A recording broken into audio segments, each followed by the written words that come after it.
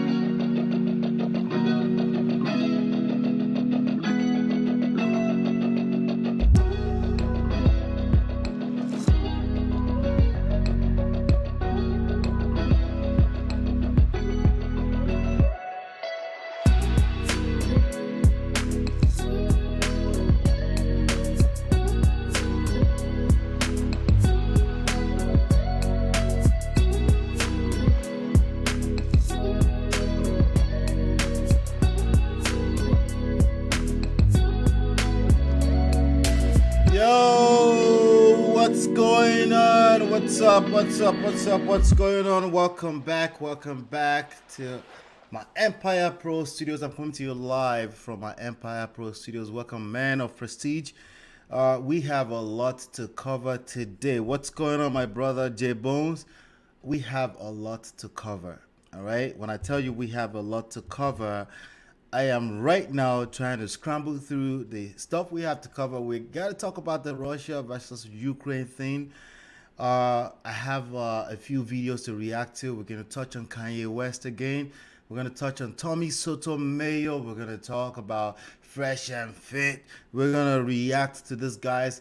I'm also reacting to some new guys on the crew called the Daily, what do you call it? The Daily Wrap Up Crew, something like that. I'm going to react to those if we have time, of course.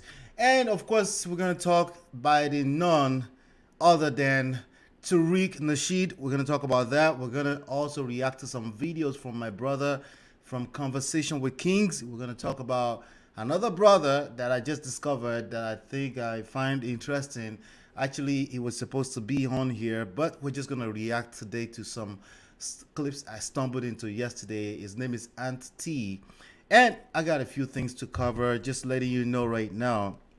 But of course, without any further ado, let's jump right in because we really have a lot to cover, like I said, right? Let's go. And these are sizable books. They're minimum 200 pages.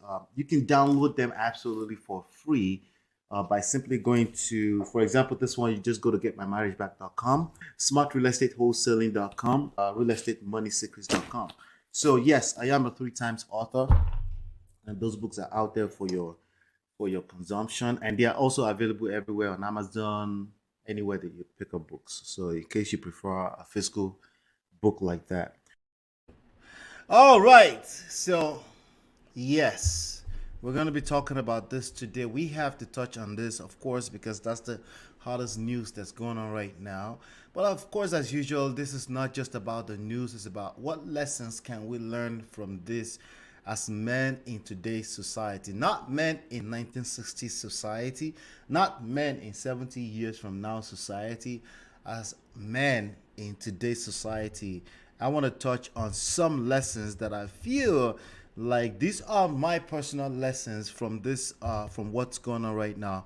But before we get into that, I feel like we should talk about what exactly are we talking about. We're talking about the war between Russia and NATO. Let's not get it twisted. That's what this is about. This is not a war between Russia and Ukraine. No, it's not. Okay. To me, this is what it looks like to me. My personal opinion is that this is a war between Russia and NATO. But that's not what's going on yet, because of course there are legal things that has to take place before you can just before we can legally call it Russia versus NATO. I mean, what the hell is NATO, right? NATO is how do I say it? It's an alliance of nations, right? We're going to talk about that. Like, it's an alliance basically to take over the world, to basically run an empire. It's always been like this since the beginning of mankind. And the first lesson that I think you should get out of this is that anything you think you may be facing right now, trust me, it's been happening since the beginning of mankind. It's nothing new. There's absolutely nothing new about this.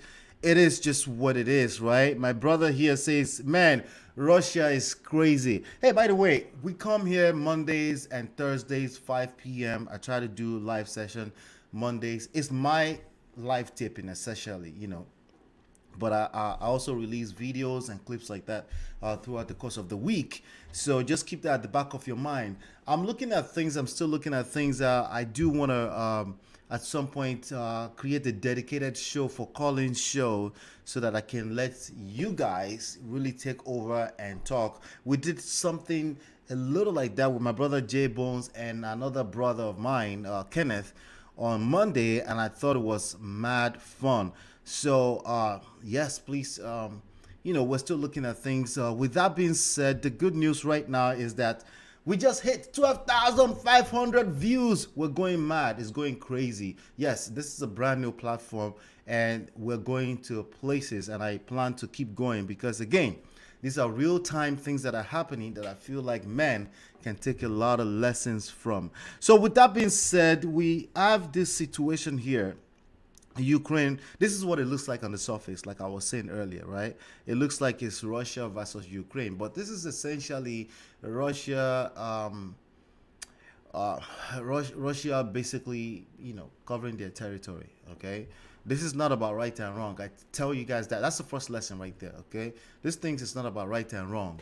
This is about life. It's about protecting your territory. It's not about right and wrong. It's the same thing in relationships. I know on the surface it looks like, hey, just be honest, be faithful, all that bullshit. I think everyone is full of shit at the end of the day. I think everyone is just trying to protect their own interest. Another word, interest. Another word is interest. In relationships, there are interests.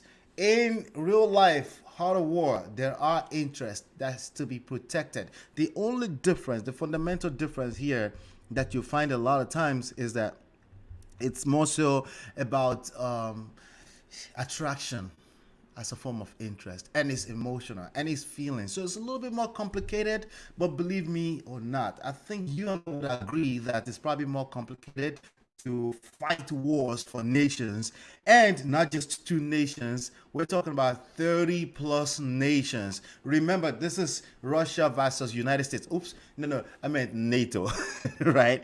Who are we kidding here? Who are we kidding? Let me just make sure that my internet is solid. I am connected to the wrong internet. So give me a second while I bring this back up and I make sure I'm connected to the right internet, because this is bullshit. We got to make sure that the internet is right. Let me just fix that really quickly while I play another clip for you. Okay, I'm gonna play this clip for you, so make sure you take note of that number and text the word prestige to it while I fix the internet.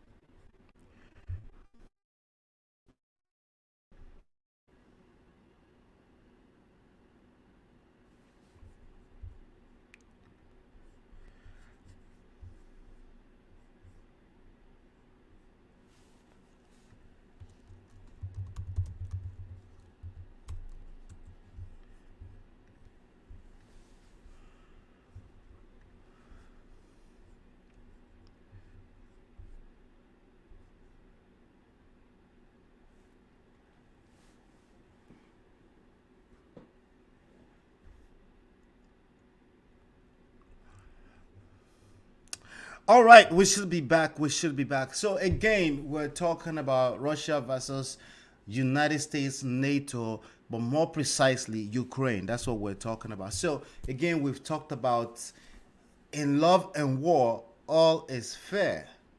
Okay, I'm sure that's not the first time you're hearing that. Okay, that can be the first time you're hearing that, right? It shouldn't be, right? All is fair, right? Because it's about everyone protecting their own interests. The only difference is that in relationships, it's more so about people protecting their own feelings. And we see a lot of men talking about it's just the truth. All facts, empirical data, fuck that shit. Fact over feelings. No, it's bullshit. That's your feelings speaking. That's your feelings. And if you don't believe me, we're going to touch more about what we're talking about right now. But before we get into that, I think I should play a few clips from this whole saga of what's going on right now, so we can make sure that we know exactly what we're talking about. This is exactly what's going on in Ukraine right now. Check that out. This is what's going on in Ukraine as of some few hours back. People are trying to leave the city of I think it's called Kiev, and people are leaving, you know. And can you imagine on the outside of your house, you don't know what's going on? Like people are having high blood pressure, old people, about 40 people already died. It's crazy. It's crazy, right? So here's another clip I'm going to play for you really quickly. This is basically what the news is saying, okay? These are among the darkest hours for Europe since the end of World War II. Breaking news right now. Russia has attacked Ukraine, marking the start of a new war in Eastern Europe. An advisor to Ukraine's president says that about 40 people have been killed so far. Our Tony Cabrera is live in the newsroom following the latest developments out of Ukraine. Tony, what's the latest? Well, Leslie, Brandy, Ukraine's border service says Russian troops are attacking from the north, south, and east. It's an attack that involves artillery, tanks, and small arms that have killed at least 40 people. All right, I'm going to play this next one. Correspondent Ian Pan. All fair use, fair use. Good morning, Ian. Fair use. Yeah, good morning, George. That's right. More explosions this morning, and we've seen 2 fighter jets flying low over the Dnieper River, which just runs behind me. It's not clear who they belong to. Also, video has emerged this morning of fighter helicopters flying low over a village just outside the capital. Again, they appear to be Russian attack helicopters. Here's another one. Не видно українського герба, точно російські. Here's another one. Okay, we don't understand the language. I might as well turn it down. It's loud as shit. Right? Can you imagine helicopters flying over? That's crazy, right? It's crazy, right? But again, as much as it sounds like Vladimir Putin, right? It's just crazy. Russia is crazy. Is it just him that's crazy? What about United States? Oh yeah, we're not ready to go there, right? Okay. All right. But since the beginning of mankind, any empire that has succeeded being an empire in the history of mankind, this is how it went down. A little bit different. Technology is quite different, right? But this is how it went down. Let's see what Vlad, the almighty Vlad, had to say. Народные республики Донбасса обратились к России с просьбой о помощи. В связи с этим, в соответствии со статьей 51. Let me just read that since we don't understand the language. In this regard, according with the consent of the Russian Federation Council and in accordance with the ratified agreement of 22 February of this year on friendship and mutual aid between, what is this, Donetsk? Okay, so they have they have their own what do you call it, ethnicity and stuff like that, right? And he's claiming like these people are asking for help, right? Of course, the United States is not buying into that. But of course, you and I, we don't buy into the bullshit United States will say too, right? I mean, God bless America all day long. Whoever would try to stop us and further create threats to our country, to our people, should know that Russia's response will be immediate and lead you to such consequences that you have never faced in history. This is crazy. Mad, right? Here's another one, okay? Remember, I'm still going to talk about the lessons. There's about, I don't know, about 50 lessons I have to cover here today. So, pardon me, okay? I need to cover this, okay? Because again, a lot of men think that when they get into relationships, it's about right and wrong. It's about fairness. Everyone has to be fair. They think it's about that. And this is where you miss the boat. This is how you miss it, right? But these are some of the things that are happening right under your nose in real life, in real time.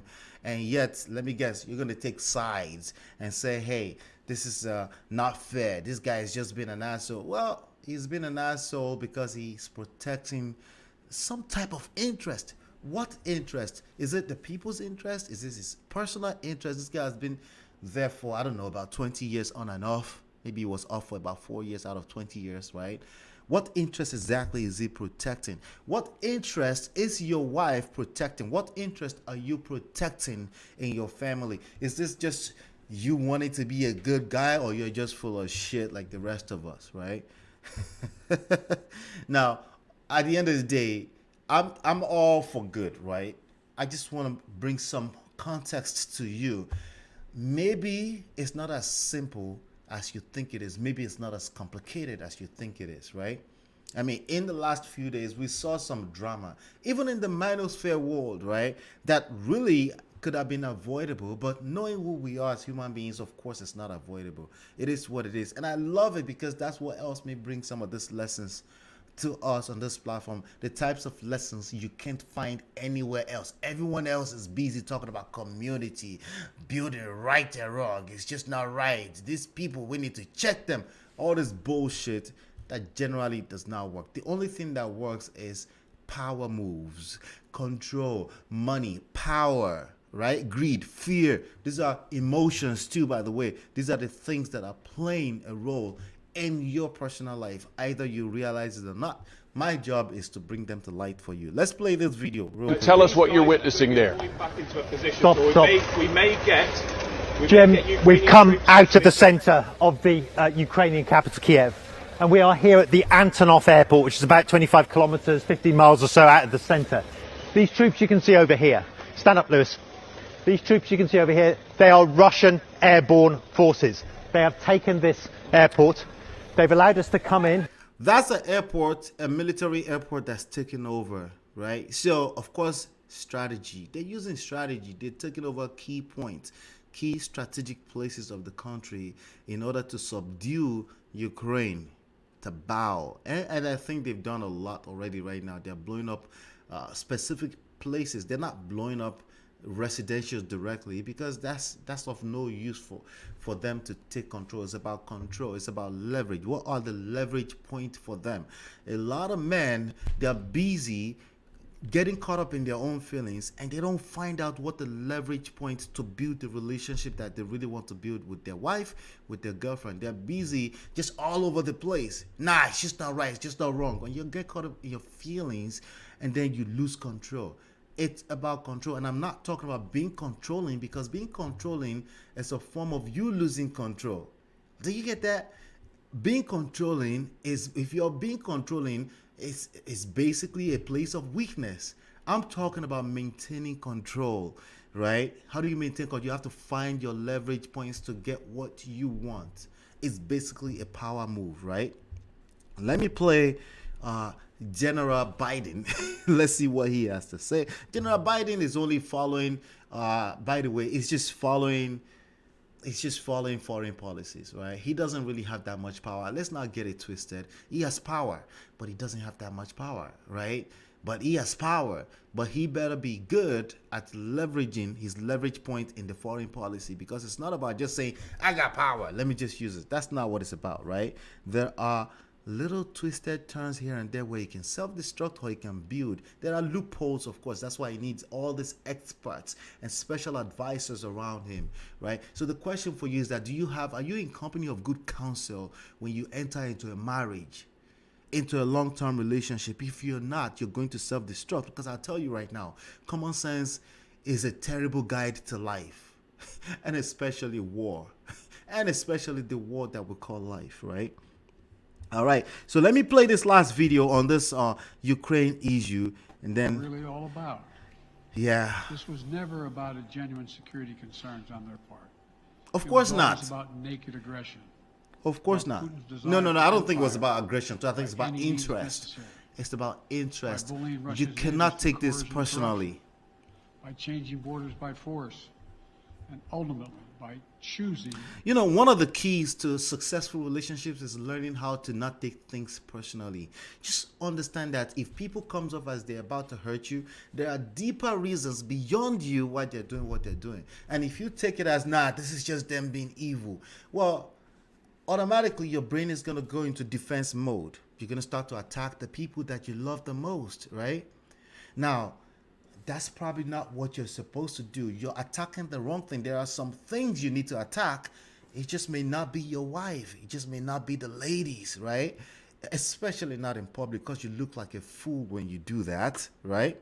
It just gets worse, right? So the idea is to maintain control, is to find your leverage points, right? But of course, General Biden understands that. So there's some things called optics, right? There's a way he has to make it look. And the media, another set of people or group of people or entity that has interest in all of this is media. So you cannot just listen to CNN and take it as gospel truth. That's not how this shit works. That's not how it works, right? A war without a cause. Putin's actions betray his sinister vision for the future of our world, one where nations take what they want by force. But it is a vision that the United States and freedom-loving nations everywhere will oppose with every tool of our considerable power. The United States and our allies and partners will emerge from this stronger, more united, more determined, and more... All right, so he's talking all the gibberish that you would typically see on public news, public media, that has interest, other interests beyond you, the people. And you have to be aware of that. This is what it looks like on the surface, Russia versus Ukraine, right? But it's big, it's much more bigger than that. On the surface, it looks like it's about 700,000 troops against 200,000, but it's a lot more deeper than that. And you need to be aware of that when you're approaching relationships as a man. It's a lot more deeper than what you see on the surface. Your wife is tackling you. It looks like she's just evil, right? There's deeper stuff behind the scenes. Are you paying attention to that, right? This is what it looks like on the surface. We're looking at the number 2 power in the world, literally, right, against the number 31 power in the world. Is that really what it is, right? Why would they bend so low to fight basically a lesser power? Because there are deeper stuff behind the scenes. We have NATO, we have the United States. There are deeper stuff behind the scenes, all right? So it's very important that you understand this aspect of things when we're talking about this. Is the same thing in your relationships. There are things behind the scenes. There are interests, okay? How many people's interest are we talking about? We're talking about the people themselves, right? On the surface, it looks like it's about the people, especially the Western world try to paint it like it's about the people. They try to paint it like, oh, we're better than the, than the shithole countries in Africa, right? Because it's about the people. It's bullshit, right? There's people, right? Now we're talking about security, right? Security is being threatened across board, not just people's security, but security of interest, right? We're talking about money, power. We're talking about energy. Energy. There's a lot of energy that will be consumed. There's a lot of energy that will be lost. There's a lot of, well, there's no energy being lost. It's just transferring. So the powers that be understand right now that they can't panic, but they have to panic, but they have to be aware. But there's a lot of things going on. But with respect to cost of energy, even cost of energy is already showing in prices. Companies is going to start spiking it, right? Even though they tell them not to do that, right? But they're going to find loopholes to make some serious billions of dollars from this. Let's not get it twisted. It's the same thing in your relationships. The question is that what do you want?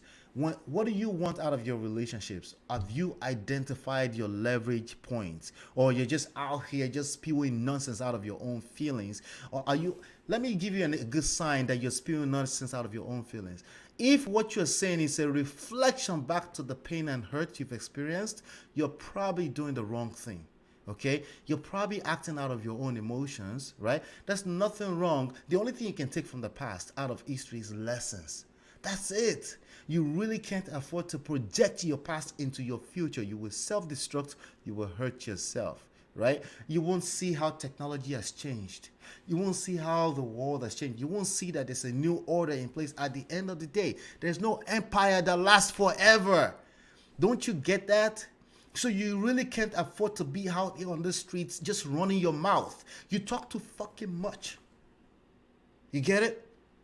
Gentlemen, don't talk too much. You gotta know when to pull back. You gotta say something. You gotta be assertive. You gotta speak your mind. You gotta know when to pull back. Majority of it is gonna be about pulling back. Because if you haven't noticed yet, the more you talk, the more you dig a rabbit hole for yourself, and you're basically burying yourself, right? So we're talking about resources. We're talking about, I said it earlier, control, interest, influence. The only thing that you can change about people is to influence them. That's a function of time. That means you may not see results right away. Are you patient enough to wait patiently? Do you feel confident enough in yourself to wait patiently to effect change? Or you're just out here just running your mouth like the rest of them little boys out there, right? All right.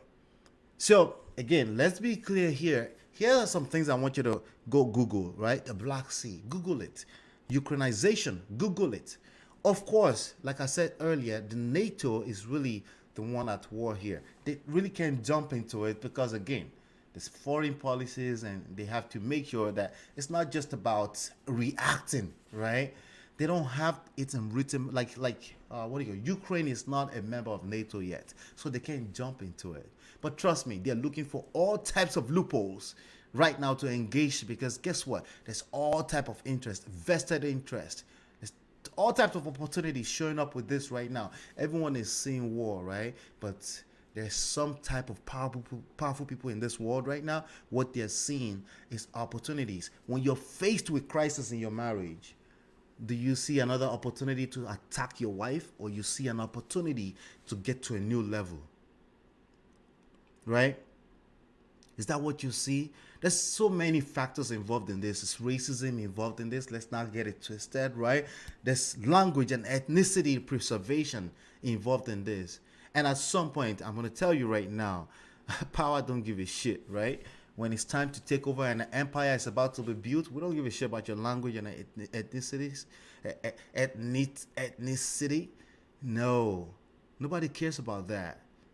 The only thing that people care about, the powers that be in this world care about, is power. And you may say, that goes the problem in this world. You're absolutely right. But you're right, and you keep being right. And the people that are being right become the bottom of the pyramid all day long. That's not your goal. It's okay to be right. What I'm saying is that that's not the main goal. The main goal is like, what do you want? What influence are you going to learn how to leverage to get what you want out of life, out of your relationship? That's what this is about. And you really can't get too sentimental about this. Listen, we all have sentiments, all of us, right? We have things that we attach sentimental value to, right? But at the end of the day, the world doesn't care about that.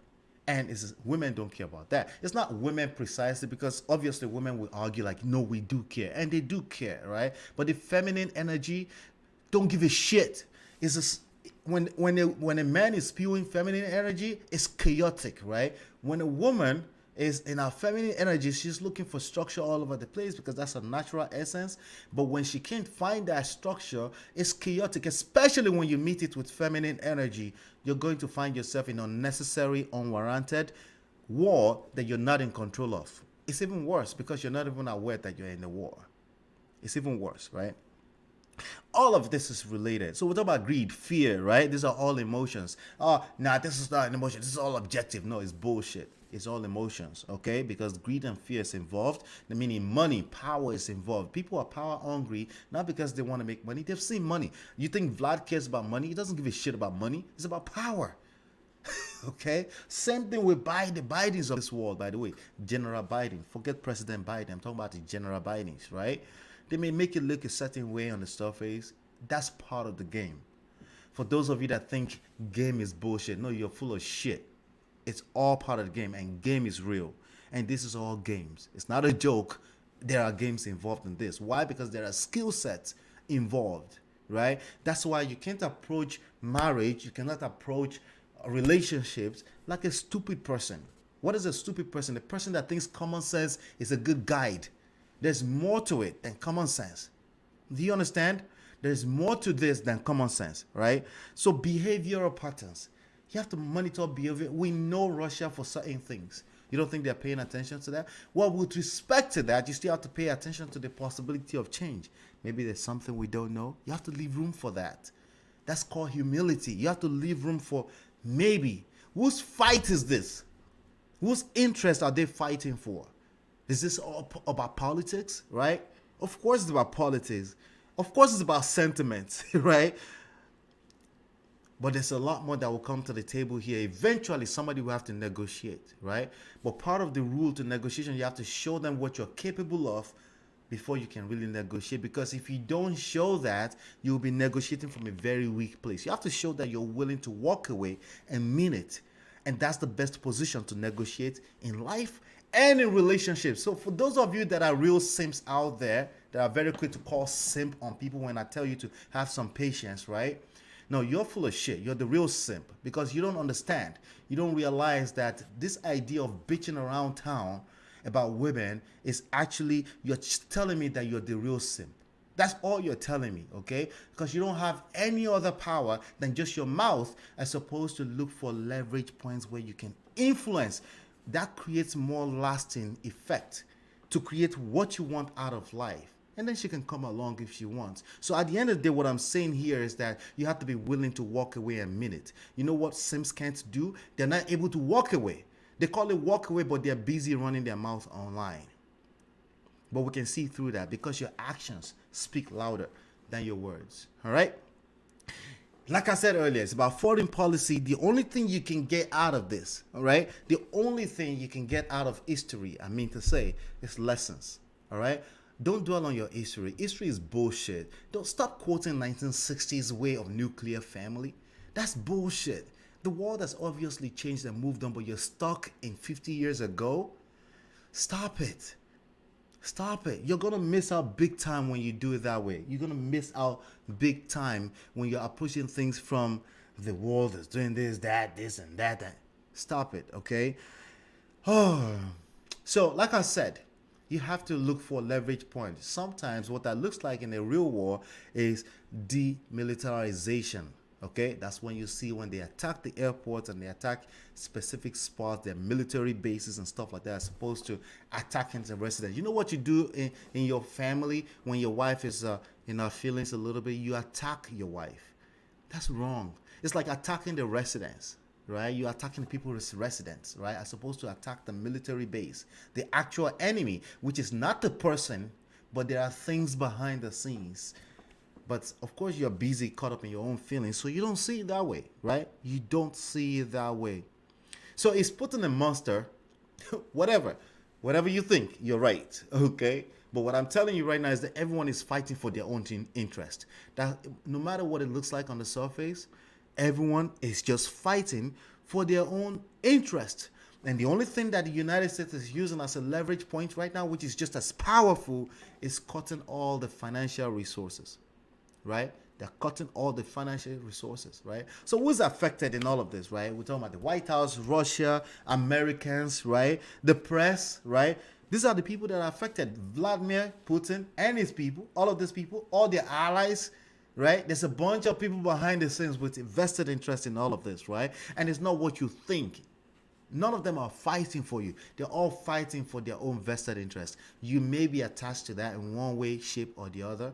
You are going to be affected. Things are going to be affected. The money in your pocket may be devalued or increased in value. There's more deeper, assessment behind the scenes from an economical standpoint there, right? Financial institutions, the world at large. You know how big the world is, and it's affected by two countries going at it, right? It's a big deal, okay? So those are the lessons I wanted to bring to you with respect to these lessons today.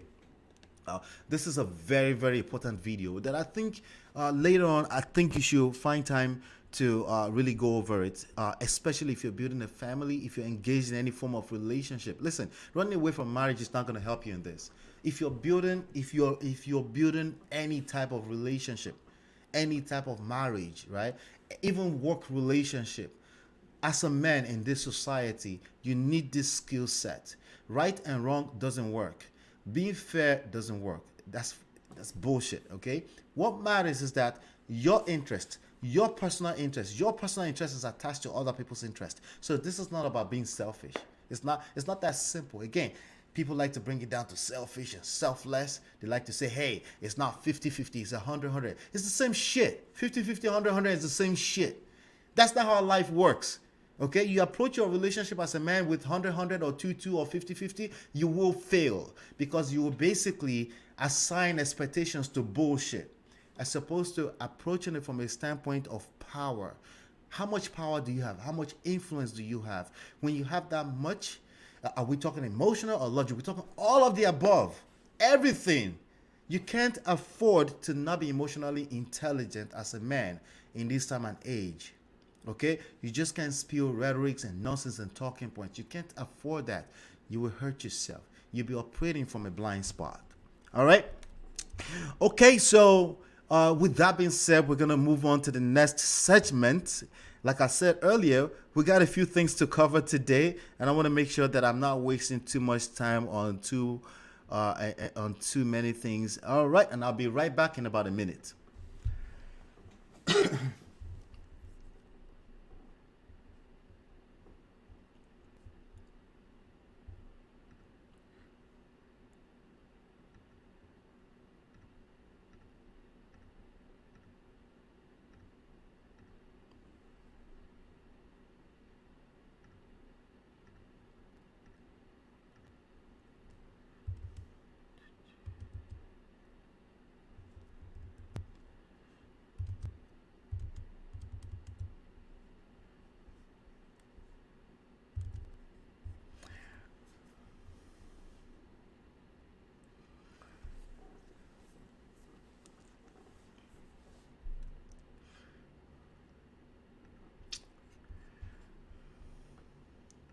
All right, welcome. All right, welcome back. So, like I said earlier, we just hit 12,500 views. Let me find that. So we're doing well. We're growing in lips, and I wanted to show you some of that. I have this comment that I wanted to read through. And there's this lesson that I felt like we should definitely cover today. It's about this video. So there's this thumbnail that some of you probably came here for. It was the first thumbnail that we created for this stream. This thumbnail right here. Let me show you. Yeah. The thumbnail with Oshay Duke Jackson, Tariq Nasheed. But also you can see behind the scenes, you could see that gentleman and arguing effectively with a woman, and you see them fingers that he's pointing at her. He's checking her, right? Like many people think they can do and get away with, right? He's checking her, right? So if you know anything about life, if you've lived life, you have any type of wisdom available, you know that this doesn't work, right? Not with a woman that you're romantically involved with. Maybe some random woman on the streets, maybe you can get away with that. Like the Tommy Sotomayors of the world, right? Maybe you can, but you're not going to get away with that in real life, right? So here's what we have. Let me refresh this. Okay, so as you can see here, we hit 12,500. Let me just make this lifetime so you can see. Actually, now 13,000. So we're moving in lips. Everything is moving in lips. We are now at 160 subscribers. We don't show the subscribers, but if you're watching this video, I show it to you anyway. We are growing.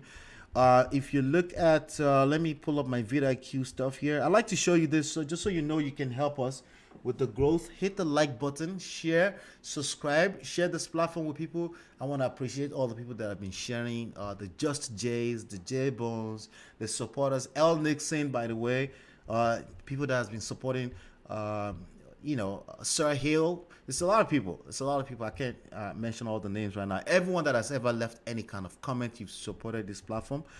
So please keep doing so, because I have a lot more to bring, and I do want to engage you a lot more too at the right timing. So you can see here 3,600% increase in views, 700 plus in subscribers, watch time almost 5,000.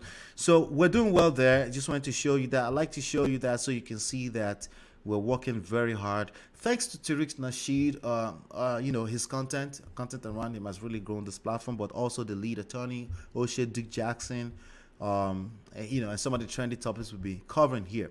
With that being said, there's this comment that I feel like we have to cover today, and again, it's about arguing with women. A lot of people still want to argue with me on the idea of arguing with women, okay? A really good book that you want to pick up about this is called the How to Influence Friends, I think, something like that, by Dale Carnegie, right? As a matter of fact, let me check that out. How to influence people. I think it's called How to Influence People. There you go. This book right here. It's $10. Pick it up, okay? You're going to find this useful in all types of relationships. Listen, running away from marriage is not going to help you, okay? Running away from learning game is not going to help you. When we say game, we mean emotional and social skills, okay? It's not just some random gimmicks that you find in a course somewhere. That's not what I'm talking about. I'm talking about emotional and social skills with respect to whoever you're trying to interact with. So running away from marriage is not going to help you unless you go live in a cave somewhere. So let's just keep that at the back of our mind. Okay, so we have a person here, Joseph Douglas, and he says, the brother said that we don't argue with women. I, by the permission of God, will go in. Okay, so this is right here. We start lying against God. This is that part right there. I take that personally. Okay, I take it personally once you start lying against God. Okay, I'm just gonna let me see here. Let me see something really quickly, just to make sure that I'll read this to you. Make sure you can see my mouth and my face as I'm reading it to you. Right. So I, by the permission of God, will go in, debunk, and give a perspective on. So let me be clear about something. Not arguing with women, precisely not arguing with feminine energy, not with women, okay? It's about anybody that brings you feminine energy. Don't argue with them. You're not going to win that game, okay? You're going to lose as a man, especially even there are a lot of women that understand this, that if you bring certain type of energy, I don't argue. So it's kind of dumb, I'm sorry, for a man to be telling me that it's just okay to argue random willy-nilly all over the place, calling it debate. Listen, I know the difference between a debate and an argument. In a debate, people write shit down. They're tackling the talking point, not the person. A lot of time, what I've seen in this space is that people are engaged in sign language faster than the women, right? So precisely what I'm talking about is arguing with feminine energy. For the most part, if you're in a romantic relationship, it's going to come from the women. That's why I say women sometimes, but what I mean is feminine energy, right? All right, so just wanted to put that out there really quickly. Give a perspective on how he is misperceiving the science and the nature of human argument. Okay, so this is another person that's probably going to tell me in a minute that they've studied psychology, and that's a good reason to argue with women. Okay. And only verbalizing a social construct. Social construct is a real deal. It's a big deal. And if you discount it, just like I hear people discounting feelings and emotions, you will fail. It's guaranteed. Listen, I've watched the Manosphere for a few months. You've seen it. You've seen all the beefs all over the place. Very minimally involving very like few women, even with men, grown men, beefing all over the place, right? Yeah, some of them want to cap and say it's just a strategy. It's bullshit. That's feminine energy. I'm calling it caps all day long, okay? Verbalizing a social construct put on men. Social construct is not put on men. Social construct is a function of human beings. It's just what we do. We like to relate with other people, all right? That's just what we do as people, right? Let's not cap about that, right? All right, so social construct put on men that have nothing to do with manhood. All right. It has everything to do with manhood. For as long as manhood continue to claim leadership in society, it has everything to do with that. And if you're willing to lose that position, then sure, you become equal to a woman. In my opinion, that hasn't happened yet. Maybe in 50, 70 years, there will be exactly the same thing, equal, biologically, socially, all of the above, right? Maybe. But not yet, okay? Maybe we're moving in that direction. There's not enough data for me to say that. I've seen some people post stuff all over the place. It's all bullshit. At the end of the day, people settle into who they truly are on the inside, okay? All right, but I could see the changes. I see men becoming more feminine. That's why they're lousy all over the place. I get that, but I'm just still saying, though, we're still in that social construct, the one that you're running away from, and you will lose if you don't pay attention to the context that you're operating in. But to say not with women and not say at all is evident that we do argue with men. Listen, you can argue with men. Even that doesn't work out well, okay? But precisely, if you're in a romantic relationship with a woman, she will lose interest.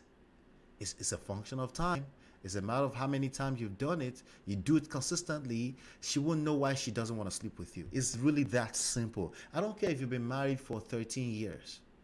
It's 100% accurate all the time. You argue with her and you think you're just going to open her clothes in the middle of the night trying to sleep with her. Let's see how that works out for you, okay? Let me know. And that is a part of human nature as a verbal directive to bring facts to a non-functional and eliminating fallacy by bringing truth. This is what we call word salad.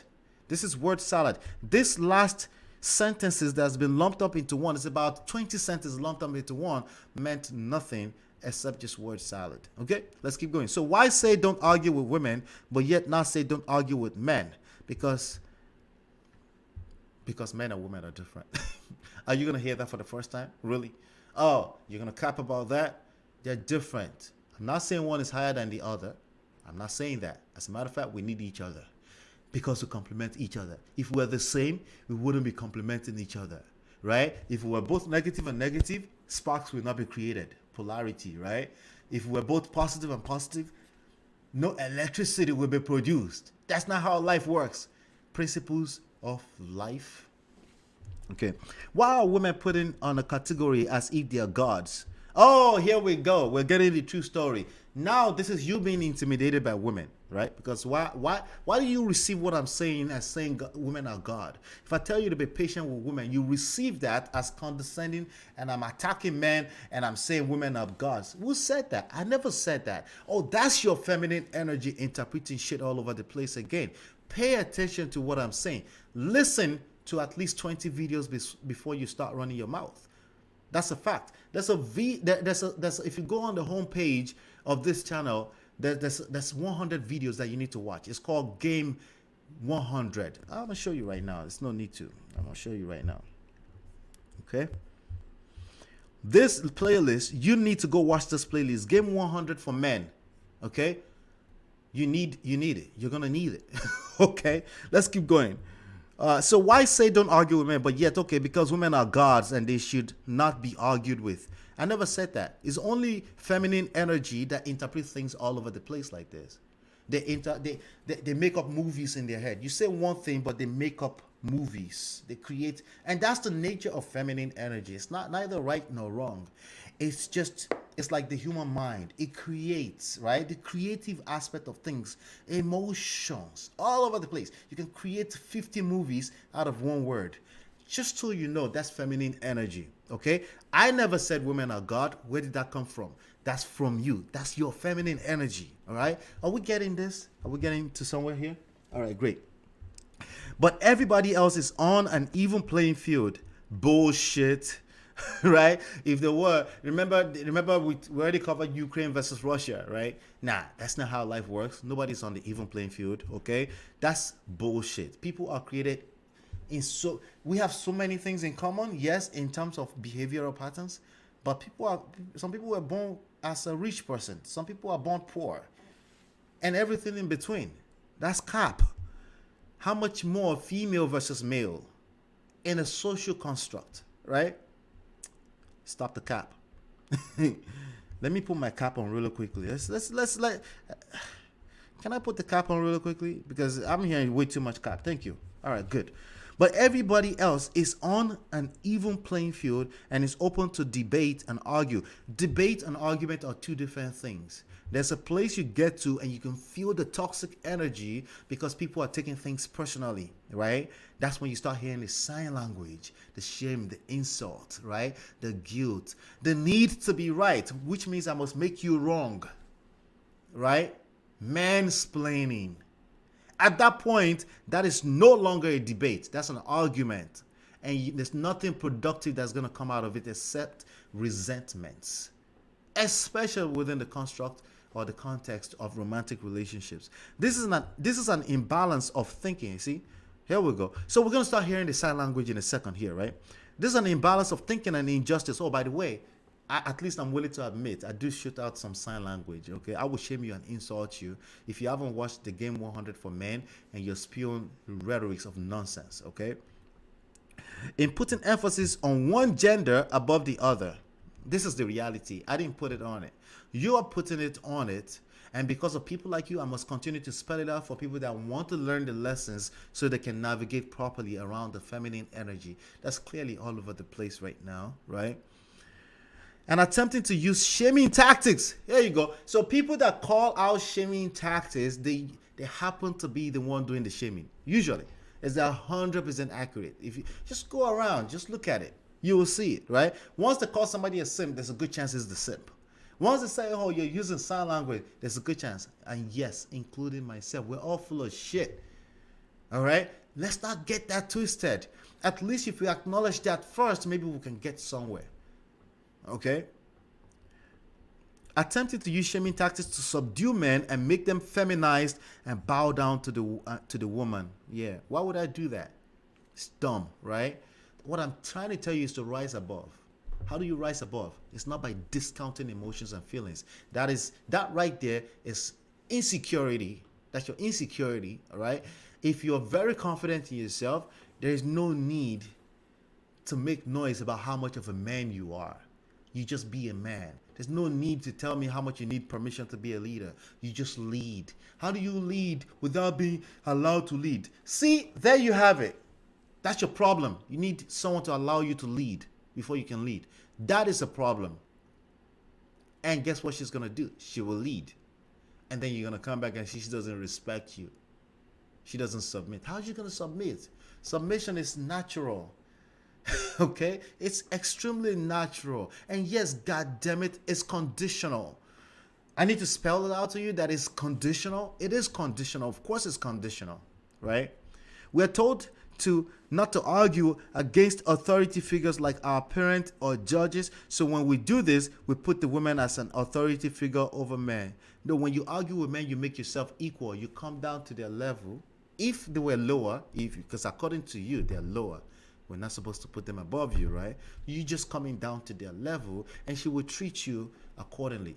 And guess what? The masculine energy will come out because she has it, and she will drag you like a punk that you are. Even though you're actively trying to hold on to the power. That's called insecurity, my brother. It's not a crime. It's just what it is, right? But God said in scripture, here we go. We're about to manipulate God into this, or manipulate me with God. But God said in scripture that the only authority figure over men is God himself. Bullshit. Bullshit. Your feelings is authority over you. Okay? Your feelings. All right? So stop women worshiping. Yeah, stop women worshiping. So anytime we tell you to pay attention to your leverage point, your point of influence, that's worshiping that thing. You're just going to self-destruct yourself. Anytime I tell you to swim, don't swim against the trend. Right? Find where the trend is moving and leverage the trend in your favor. That's worshiping the trend. That's how you think. Isn't that a perspective? That's a perspective, and that's a loser type of perspective. Okay? So stop women worshiping. The true God said that he is a jealous God. First of all, you're assuming that I believe in God. I am a church boy, all right? But clearly, we don't believe in the same God, okay? The true God said that he is a jealous God in Scripture, and this would not fly over too well with him because the woman is just a creation from a God who describes himself in Scripture as a he or him male characteristics. Oh, here we go. So we're going to assign him or he to God. See, that's bullshit. That's bullshit. You and I know that that's bullshit, right? Right? The only thing that spells that out is the history, the Bible that we know. The Bible did call him he or he, but that's a stretch, okay? In other words, he's a man. Oh, he's a man. God is not a man. Stop the cap. God is spirit. God is love. Okay? Precisely, God is a spirit, not a thing, not a tangible. He lives inside of us, and he's love. All right? In other words, he's a man. Scripture says that God is a man of war. We never see in Scripture where God describes himself as a woman. Stop making the woman as a God, which is above criticism and must not argue with. The idea is that you want to bring her into submission, right? By not arguing with her. You make yourself equal to a woman when you argue with her. Do you understand? I hope I'm clear on that, right? When nothing can be further from the truth. Well, the truth. Another buzzword. Trigger a lot. Everyone thinks they're talking the truth. Everyone thinks they are saying the truth. I think I'm saying the truth, but I'm the one to tell you that no, we're all full of shit. If I tell you something is truth, I'm only speaking from my experience of life. It's a lens. There are blind spots, even myself. There are blind spots that only other people can point out to me, or at least listening effectively. You know? Yeah. What's going on, brother? Let me see. Let me pull your comment up here, right? What's going on? Osmosis. Good to see you. Peace, prestige. Have a meeting soon. Just stopping through to show love. That's what's up. Thank you so much. Very good point. Don't argue and shout with men. Absolutely. Yeah, stop by sometimes, man. We'll arrange something very soon. Yep. All right.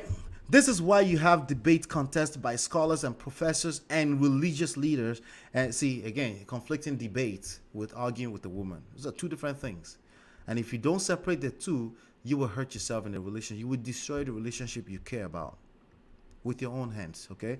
And in Scripture, God debates against the satanic force by raising prophets to debate truth. Here we go.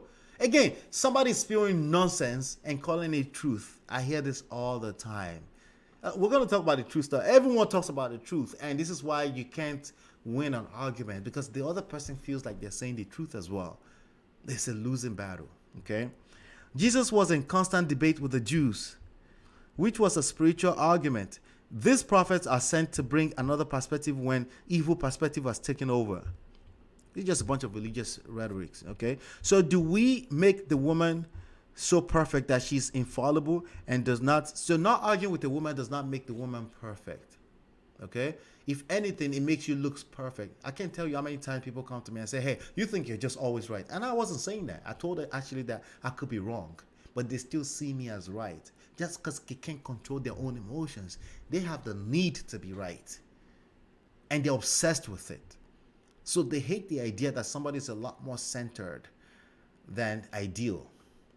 Right? So do we make the woman so perfect, blah, blah, blah, not to have evil perspective, should not be debated in argument against? We must learn that to argue as a form of human debate, and that there is a difference between masculine argument and chaotic feminine. Yeah, this is the problem that I have. They keep using the same word in the wrong way, in the wrong direction. Masculine argument. What the fuck is that? Right? I'm going to assume it exists, I guess. You're going to have to explain that to me, okay? The thing is that even me, myself, I don't just go around and say something doesn't exist. If you said it, it probably exists as a thing in your mind. I'm interested in knowing what you mean by that. As a matter of fact, there's no such thing as a man does not argue with women. You're right. Actually, precisely what I am saying. I'm saying it because I know it will happen. The point is that you should avoid it. That's actually the point. Avoid it as much as you can, because you're human like the rest of us. You're going to get caught up in that sometimes. But if you've been caught up in it a few times, you know that the result is no good. Not when you're in a romantic relationship with that woman. You know that, right? She's going to call you bitch maid all day long. All right? She's going to call you bitch maid. That's where the that's where the thumbnail came from, by the way, right? She's going to call you bitch maid. You're not gonna win the argument. You're just gonna extract resentment out of her. That's all you're gonna do. That's it. That's all you're going to do. Extract resentment out of her. Anyone has any reasons why they may want to resent you. Everyone, okay? But you're gonna give them additional ammunitions to destroy you and the relationships and both together, because she's supposed to be the woman, not you. Woman doesn't mean above you. She's more so in a natural essence. If she's a typical woman, when she's in her feminine energy, meaning she's more creative, she's more able to express herself from an emotional standpoint, she has the freedom to do that, because she also used that same energy to multiply everything you bring to her. That's why they produce children. That's why they turn the tone that you set in the home, they turn it to a home. You get it? Even the great Tommy Sotomayor knows this. There's a clip that he said that somewhere. I will give him that credit, right? Because of the lack of bringing verbal truth. Verbal truth is bullshit. I'm going to tell you right now again. Listen, I've seen people over the past few days run all over the place with their verbal truth, and they get in more and more trouble. Publicly. Public humiliation. Great content, right? All right. Verbal truth to an out-of-control woman. So you're going to bring verbal truth to out-of-control women? Have you ever mixed that together before? Yeah. You're not going to create anything good. And being silent is the epitome of femininity. Yeah. So again, you're talking about feminine energy as a negative thing. It's not a negative thing. It can produce a negative thing if you mix it with another feminine energy, aka arguing with women, right? To create unnecessary chaos. That's not the kind of spark you're looking for. You will create a spark for sure, but that's not the one you're looking for. That's not the one. All right? It's complete out of control chaos. Okay? All right? It is the other way around. The woman should not argue with the woman. Oh, here we go. She should lead. The woman should lead and not argue with the man, because our nature is to be submissive. If our nature is to be submissive, why are many of them telling you that this is conditional submission? Yes, it's conditional. Deal with it. It's always been that way. I don't care if you're talking about 1960s or not. It's always been that way. And the only thing you can do is understand that and leverage that in your favor to get what you want. Stop bitching about it. Okay, if we submit to her in our unnatural, masculine, aggressive verbal attacks, then we have adopted a feminine nature, and she will see that as weakness and even go further in our disrespect and chaos, because the man lacks standing up to authority as his nature dictates. If his nature dictates it, why is it not working? Right?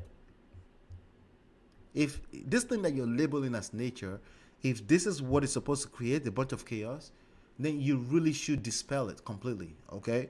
Dictate as he should bring order to chaos. Well, how are you going to bring order to chaos with chaos? Does that sound, that sounds stupid. Okay, it sounds ignorant. Ignorant, like Minks will say, ignorant, okay? How can a man bring order to verbal chaos of a woman in silence? Well, she's not in silence. She's arguing with you. That's why you call it argument. Okay? If she was silent, then obviously you can talk to her. Nobody's telling you not to be assertive with the woman. Nobody's telling you not to speak your mind with a woman. But if you have to say the same thing second, third time, your form of communication is clearly not working, and you're too ignorant to see that. Okay? Verbal out of ignorance, I meant. Okay? That's an inside joke. Verbal out of control chaos demands verbal authority and logic to subdue it. No, it will not be logic. That will be your feelings. Okay? I see a lot of people mix that up all over the place in manosphere. They want to check a woman. That's your feelings. That's your feelings. If that's true logic, you will understand that you can't bring check you to check a person that's in their emotional turmoils, especially in the romantic relationship. You already lost that position. You need to ascend to a higher level of vibration.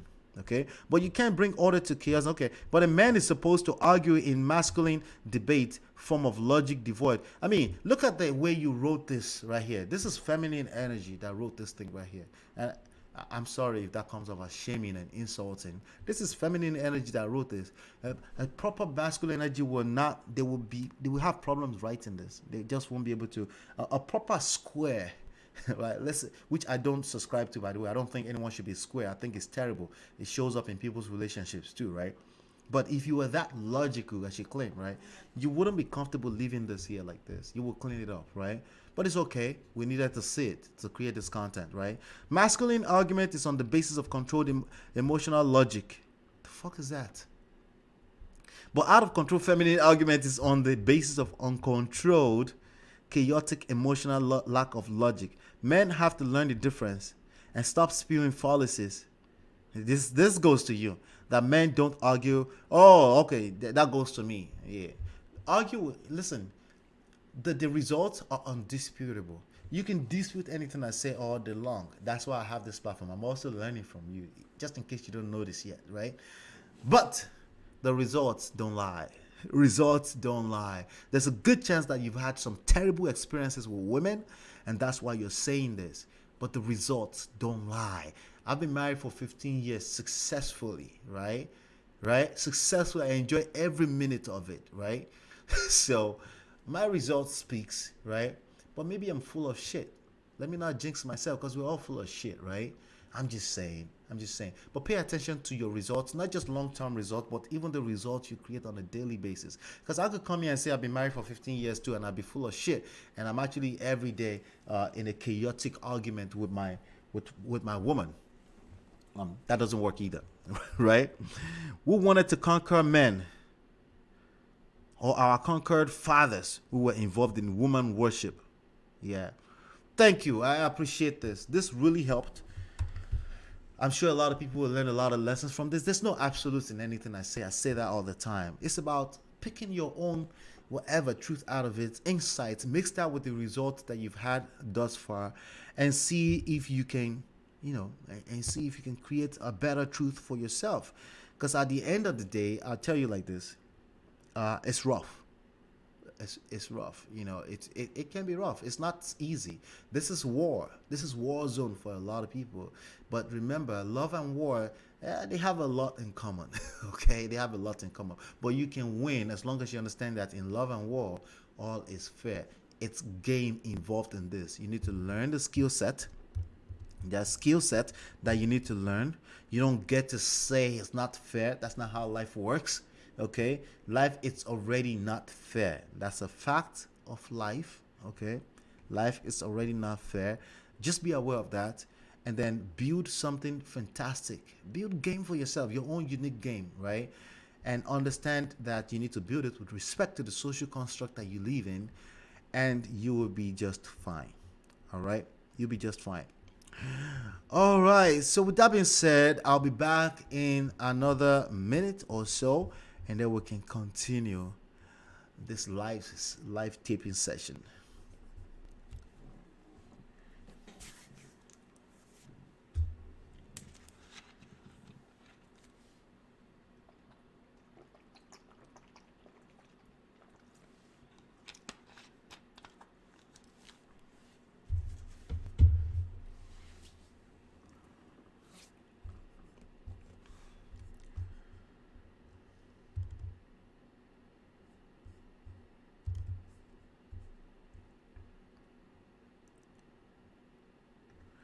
All right, welcome back. So, all right, so let's talk about Kanye West really quickly. We covered Kanye West in the past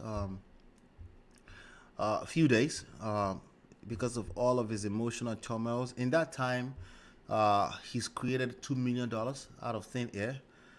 He has that brand, so he can do that, and when it comes to his art work, his fashion business, he's been quite successful. We cannot take that away from Kanye, right?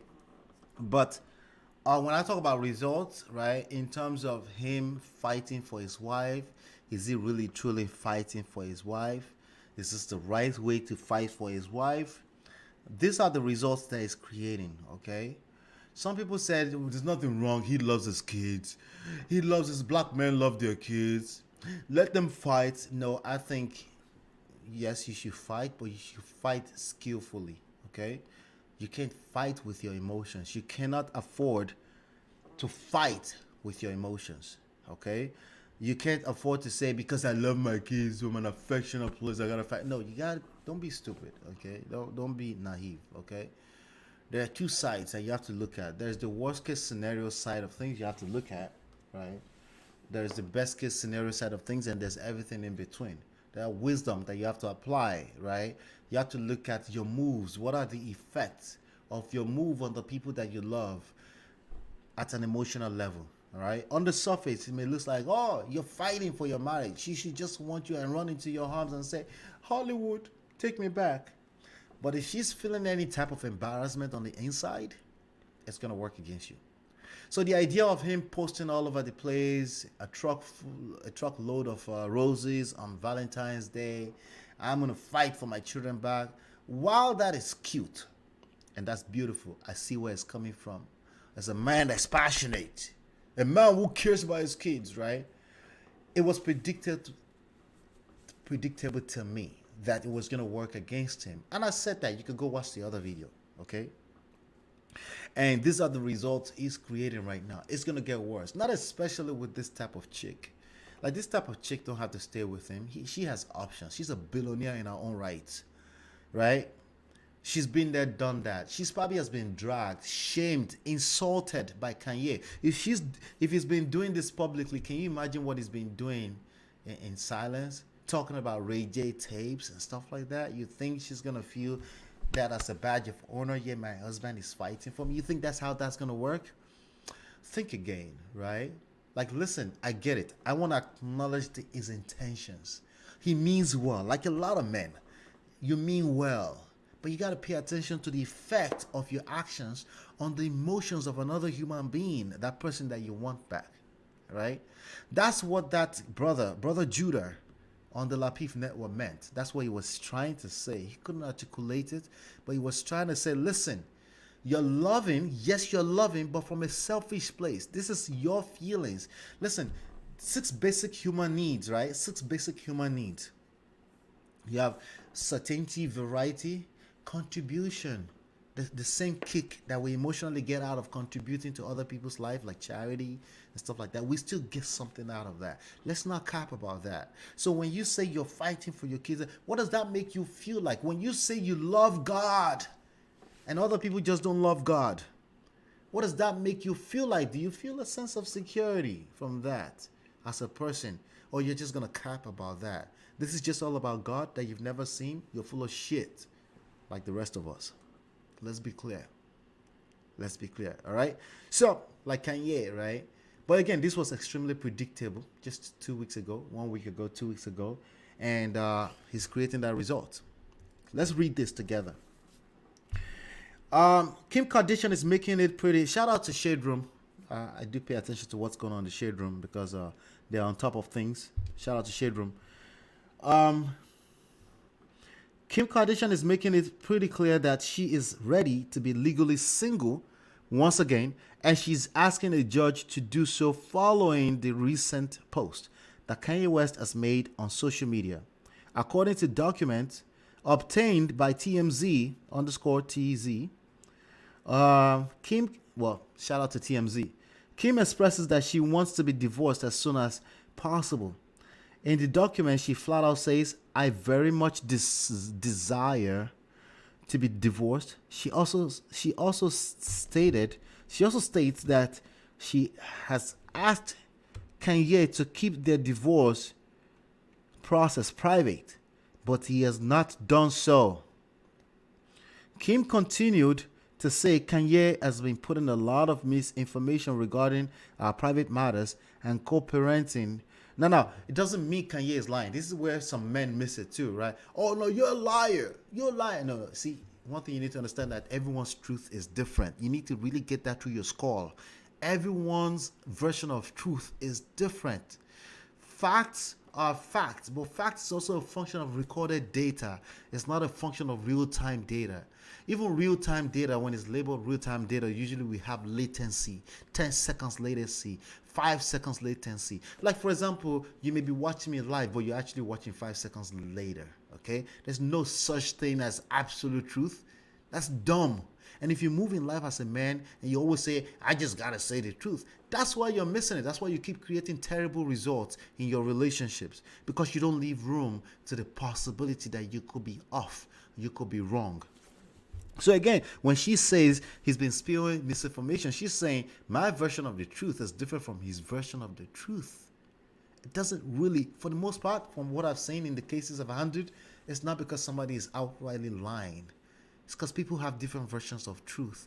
It's their lens, it's what their experience is, and you really can't afford to discount that. You discount it, or you belittle it, or you diminish their experience, you extract resentment out of them. It just gets worse. It just gets worse. That's emotional intelligence that you need to start to rise. You need to start rising to that level, right?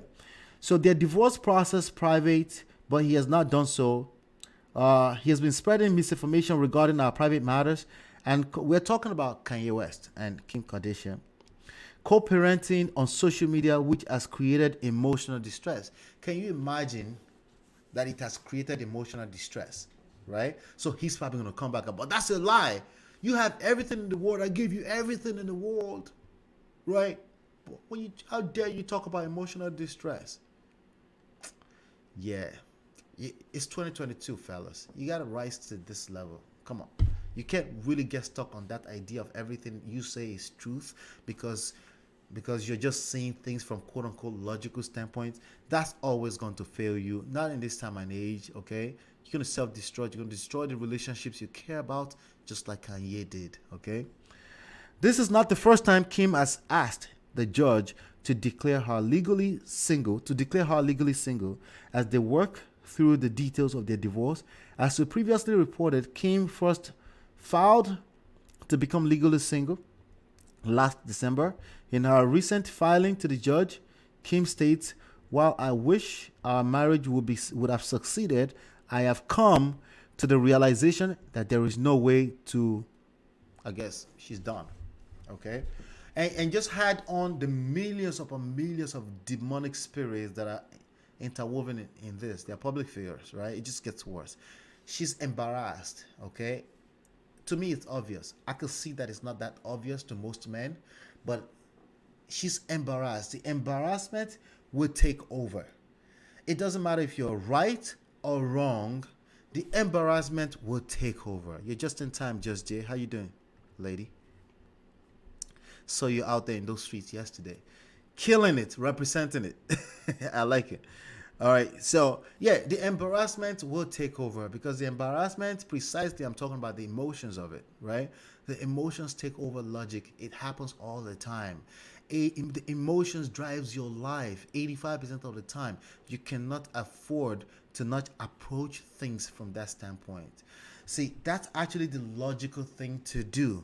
Approaching things from an emotional intelligence standpoint. All right, I see people saying, "Oh, women are more emotional." Like, it doesn't matter, right?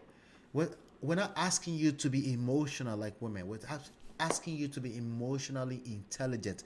Be aware that everything you do will be received from that standpoint of emotions 100%, even by men. When I'm talking like this, when men stop by this platform, you know what they do? They start receiving what I say as condescension. That's emotions. They stop paying attention because their feelings get hurt. This guy is just condescending. That's emotions. Even you as a man, right? All right. So we're working on things. We're adjusting. It looks like more women. Right now, the platform is showing 90% men and 10% women. But that is increasing. That's gone from like 3% to 10%. So let's be clear. We're going to be talking to yes men, okay? But we're also going to be talking to the ladies, right? Ladies, you're not wrong This is what you should expect from a man of prestige. All right, these are the kind of behavior you can expect. You can plug them in on the channel if they're acting some type of way. Say, hey, you should listen to this guy. He's gonna feel hurt because again, men don't like to be their ego to be bruised in that way. Even myself, okay, that's accurate across board, right?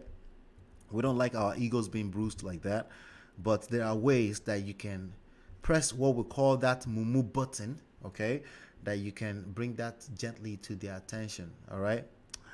Welcome back, J Bones. All right, so let's start diving in through some of this reaction videos. The first video that we are going to react to today. Let's see if we can find it really quickly. All right, so oh yeah, FreshandFit. So yeah, this is probably gonna take a little bit of time, but this is gonna be like they call it a fire round. I think that's what they called it. Let's listen in, right? And these guys are undefeated. I really appreciate them because they help us with new ideas of content to start talking about. Let's get into it. Let's get into it. This is gonna be rapid fire. Don't give a 20-minute sermon. I'm gonna throw out some relationships. I want you to say the first thing that comes to mind. Anyone can say it. Respect the other person. They call it rapid fire. Rapid fire. Throw out some relationships. First thing that comes to mind, first sentence, and we'll just go down the list here, and then we'll do a wrap up in about 15 minutes. All right, first number one. J-Lo. Is J-Lo toxic? Is she like from what like just I don't know, just relationship to relationship, what So first word? Thoughts on J-Lo, yes. Old. Recreational use only. That nigga said old. Recreational use only. Recreational. Ladies, J-Lo. Come bucket. The answer should have been, I don't know. I don't know. You don't know her. The only thing you know about her is that she's a celebrity. And yeah, she will exchange your ass if you're not doing the right thing per her observations, per her perceptions, right? She will change you up. Like she will switch you to somebody else. And she will even switch back to old people, right? So that's what they should say. But of course, they have opinion about everything. These kind of guys have opinion about everything. They don't know when to. They think saying I don't know is a place of weakness, right? I don't know actually is a place of strength. Cum bucket. No. He said cum bucket. J-Lo. That was a joke. She wants what she wants. She wants what she wants. It's a joke. Okay. And she has the clout to get it now. She Will deserves Smith it. and Jada Smith. Damn. Will Smith simp. Jada treacherous. I would say Simp? Will Smith? I would say Yeah. Of course, the whole manosphere thing, Will Smith is a simp. Will Smith is nowhere close to a simp. Yes, I said it. Yes, I said it. All right?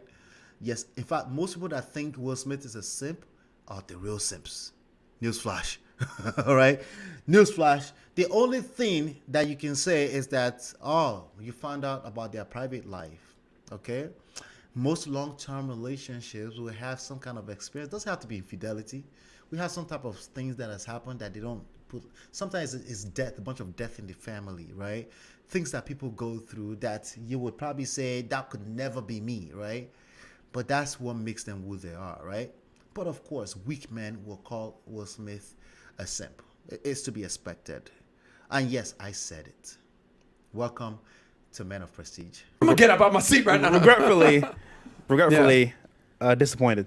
Disappointed. Will Smith is what so many. See, that's more accurate. Disappointed because you really, that's your hero. Like that's actually more accurate. And I tend to hear more accurate perspective from Fresh.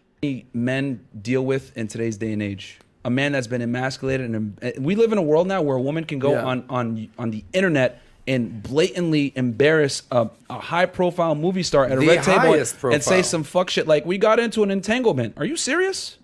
But this is to be clear, I'm not a fan of them going public about that. I'm not a fan of that. I really felt like that should have been kept private. Because of people like this guy, they would drag your ass with your story because they do it better than women sometimes. The shaming, the insulting, all that kind of stuff. But besides that, it really doesn't matter. It's their truth. They own it with their chest. They don't give a shit. obviously, right? What should Will Smith have done? He should have dropped her a million years ago, man. Million years ago. Yeah, too late now though. Like, yeah, it's just, Ladies, different opinions on Will and Jada. Anything come to mind? I liked the idea of them both being open and like that being public. Got it. The idea of like. Of course, women think that's cute. I don't think so. As a man, you gotta know you can't talk too much. You gotta keep some things. But I will bet that Will Smith was doing that for his girl. He just wanted to do it for her. The woman wanted to do it. Like, okay, let's do it. Oh, he's a simp for doing that? No, you don't know what he gets out of that relationship. You have no idea the value he's getting out of that relationship. You only see what you see in public. So again, typical simp mode, you judge him, right? Like both of them having the ability to sleep with other people and it not being taboo. I think they fucked it up, but I liked the idea of it. Yeah, Jenny? I think they understand each other and they've been each other's rock with whatever life throws at them. Okay. There you go. a woman sleeping around that's married is unacceptable. But why can't a man do it in Hey, he said something that's right. See, that's the problem. We're not arguing what is right and wrong. Of course, lame people always get stuck on right and wrong, right? They get stuck right there. Like, everyone agrees that it's not acceptable for a woman to sleep around. That wasn't the point, bro. That wasn't the point. You missed it completely, as usual. Not a woman. But they're in an open relationship. Men and if and they're in women. an agreement. No, they clearly weren't. You saw his face? They were not in agreement. All right, let's get No, they were not in. I don't think they're in open relationship, by the way. I haven't seen. I mean, if you see anything, ladies and gentlemen, you see anything that confirms they're in an open relationship, send them my way. People have been interpreting that, but I haven't seen it yet, okay?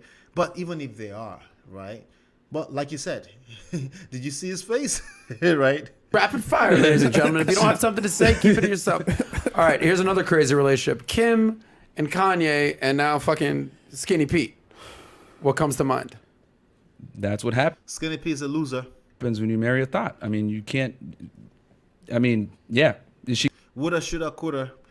He married a thought. He married that girl. They have like 3-4 kids, like about 4 kids. Yeah, that's. You can't really reference that as a thought. Maybe she used to be a thought, whatever it is, what it is. But that has nothing to do with nothing. This happens to the cleanest of cleanest women that gets married. They divorce the man because he can't handle himself. We're talking about Kanye West right now. Okay? So that has nothing to do with nothing. Again, speaking in absolutes is a sign of a lame, square people that lack game. He got famous. He's got from 5 kids with her. Yeah, she got famous from fucking and sucking on camera, and this is why you can't wife up those types of women, man. I would say he made it dope for black people, black guys. And by the way, I'm not encouraging that you should get with somebody that has certain type of history. Just understand that you're taking a certain level of risk. If somebody shows you who they are and you decide to marry them, yes, you are taking a certain level of risk. But based on what I can see right now, this happened to typical marriages where people were actually virgins when they get married. In the dating industry. And then As a black guy, you I rock with it, but then now you're messing it up, bro. Yeah. Thoughts on Kim, ladies? Pete? There's music on in the background. I don't know what that is. All right, no strong feelings on their relationship at all? Pete, no It's a celebrity couple. Pete, Okay, so nothing that comes Kanye to West mind. is a perfect example of why you need to vet your girl and make sure that she's of a certain caliber before you marry her. Bullshit. Yeah, I know. There's studies out there that shows that if they were 40 streets, there's a good chance. Yeah, you're right. But the problem is that that's not sustainable. Most of you will still fall in love with love. Most of you are basically simps. If a woman shows you a little attention, you fall in love anyway. So the problem is not vetting for the most part. The problem is how do you respond to crisis in any relationship. Of course, vetting is a thing. Of course, you should not see fire and jump into it, right? Of course, that's the right and wrong. That's bare minimum. But beyond that, are you able to respond properly to crisis when it happens inevitably in any relationship? Especially as a higher earning man that's successful and famous. Okay. Shout out to Ray J. Leonardo DiCaprio. Dumbass. Real G. Boss. He's a boss. George Clooney. I'm not too familiar with his escapades with women, though. He was Leonardo DiCaprio before Leonardo DiCaprio, and now he's married and 60-something. I mean, the classic example of everything that they say. OG. Those two men are But he's like married. the poster child for their. Yeah, but those are high value, the highest value men out there. Some Agreed. of the So greatest they can actors. have whoever they want and do Okay. whatever they I want. would say they have. They'll find a way to add caveat to that and say, hey, he's not a high valued man, so he really shouldn't marry. There are people out there that will give excuses to why he's married, but oh well. Options, and Yeah. they use it wisely. Okay. 25 and under. Kylie Jenner and Travis Scott. I'm not too familiar in the relationships. The only reason why he said that because he's not sure if they will end up on his podcast one day, right? So suddenly it's not too familiar, but the other ones it was very familiar, right? You don't know any of those guys. The only thing we know about them is public, right? Right. So Kylie Jenner and Travis Scott. So suddenly you don't know them. Yeah, that's convenient. Pretty convenient. I would say teen love. I call it teen love. Travis Scott ain't a teenager anymore, dog. I know, but just how they operate. young Gotcha. love, Okay. Yeah. Teen social Jeff media. Bezos and his, he divorced Mackenzie Bezos. She's one of the top 20 richest people in the world. Not even women, like the richest woman in the world. Yeah. And now he's got a new lady, Lauren Sanchez. Thoughts on Bezos? The power of money. Yeah, Power of money. 100%. Jeff Bezos, I would say money personified, but at the same time, it's hard to put into words. Unaware of female nature and made a mistake. Yeah. These niggas don't know shit. So the more money you make, man, the more you need to like be aware of how women operate. Oh, so he's explaining it, right? No, the point is that Jeff Bezos, in spite of being the richest man on planet Earth, since the initiation of mankind, is not even able to keep a woman. So all that bullshit about just keep your eyes on the bag and suddenly you will know how to handle women, I think that right there should prove to you that it doesn't work. All right, that's all you can say about that. There is more to it than just money. That's all. He's unaware. Very unaware. Yeah. Oh, he's unaware. He's blue. Barack and Michelle Obama. Goals. Powerful. Powerful couple. Gentlemen? I don't know enough to. You don't know Barack Obama? No, I know he is, but I don't know about the relationship to be I able mean, to you speak. know a little bit. They're Ride or together. I die. mean, I would say iconic. Yeah. And of course, lame people they'll look at that and they'll say, "Hey, we don't know enough. You don't know enough, really. You think you can't read enough? You can read people to see enough." I'm not saying they're perfect, but come on, that's cap. That's cap right there. But at the same time, I don't know the behind the scenes, so I can't really say. I don't know. Goals. You can be president of the United States. Myron, president of the United States and Sudan. Let's just throw that in there. But you got to be married to one woman. Is that something you'd consider? No, I will not. Bro, come on. I will not do it. What are you talking about? I will not do it. I've protected, like, I've done. See, if you look at his body language when he does this, yeah, it's so obvious, man. It's like the little brother that I never had. I know his type. Yeah, he's stubborn. He would never back down. Forget it, ever. Security details for people when I was on the job, and that shit is not fun, man. Like, all right, I'm just saying to be the number one. Oh, that's cap too. How much security detail were you? Yeah, how much exactly are we talking about? Guy in the world, and yeah, you did work for the Homeland Security. That's all we know. Nah, I'd rather be polygamous. Chilling Polygamy and is that important? I mean, because here's the thing: there's too much risk. How many times do you see senators and political guys like in a hotel room with some chick, and then they bust him, and he looks all crazy? Speaking of too much risk, thoughts that's on real. That's fact. Donald Trump and Melania Trump. A joke. Yeah, completely. A what? A joke. A joke. A joke. Haters gonna hate. Shout out to Trump, man. Real G.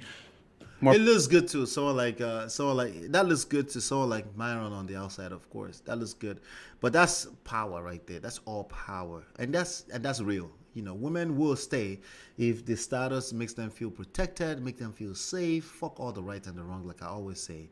So I will agree with him a little bit there. Power to you. Yeah, but he's married, and he's the president of the United States. He's married to one woman now. Well, hey, man, he was he was doing his thing before, so yeah. So as long as you did your thing before and settled or down, who knows, he might still be doing his thing. Yeah, I'm sure he's still doing getting a his little thing. old. Thing and is, sloppy, having bro. the power to make that choice. Hold on, sloppy doesn't matter. It really doesn't matter, and it's one of the things I keep telling these lame good guys.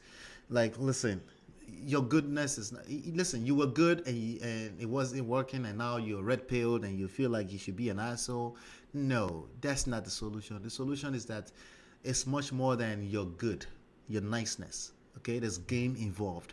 There's social skills involved. If you come off as lame, she will have a problem. Okay, she will not have interest. Okay, and of course that varies from people to people to people. There's so many nuances, and that's still just be aware of that. And stop making absolute arguments about these things. You know. Okay. Versus you have to make that choice. It's Bam. two different things. Yeah. Got it. Jay-Z and Beyonce.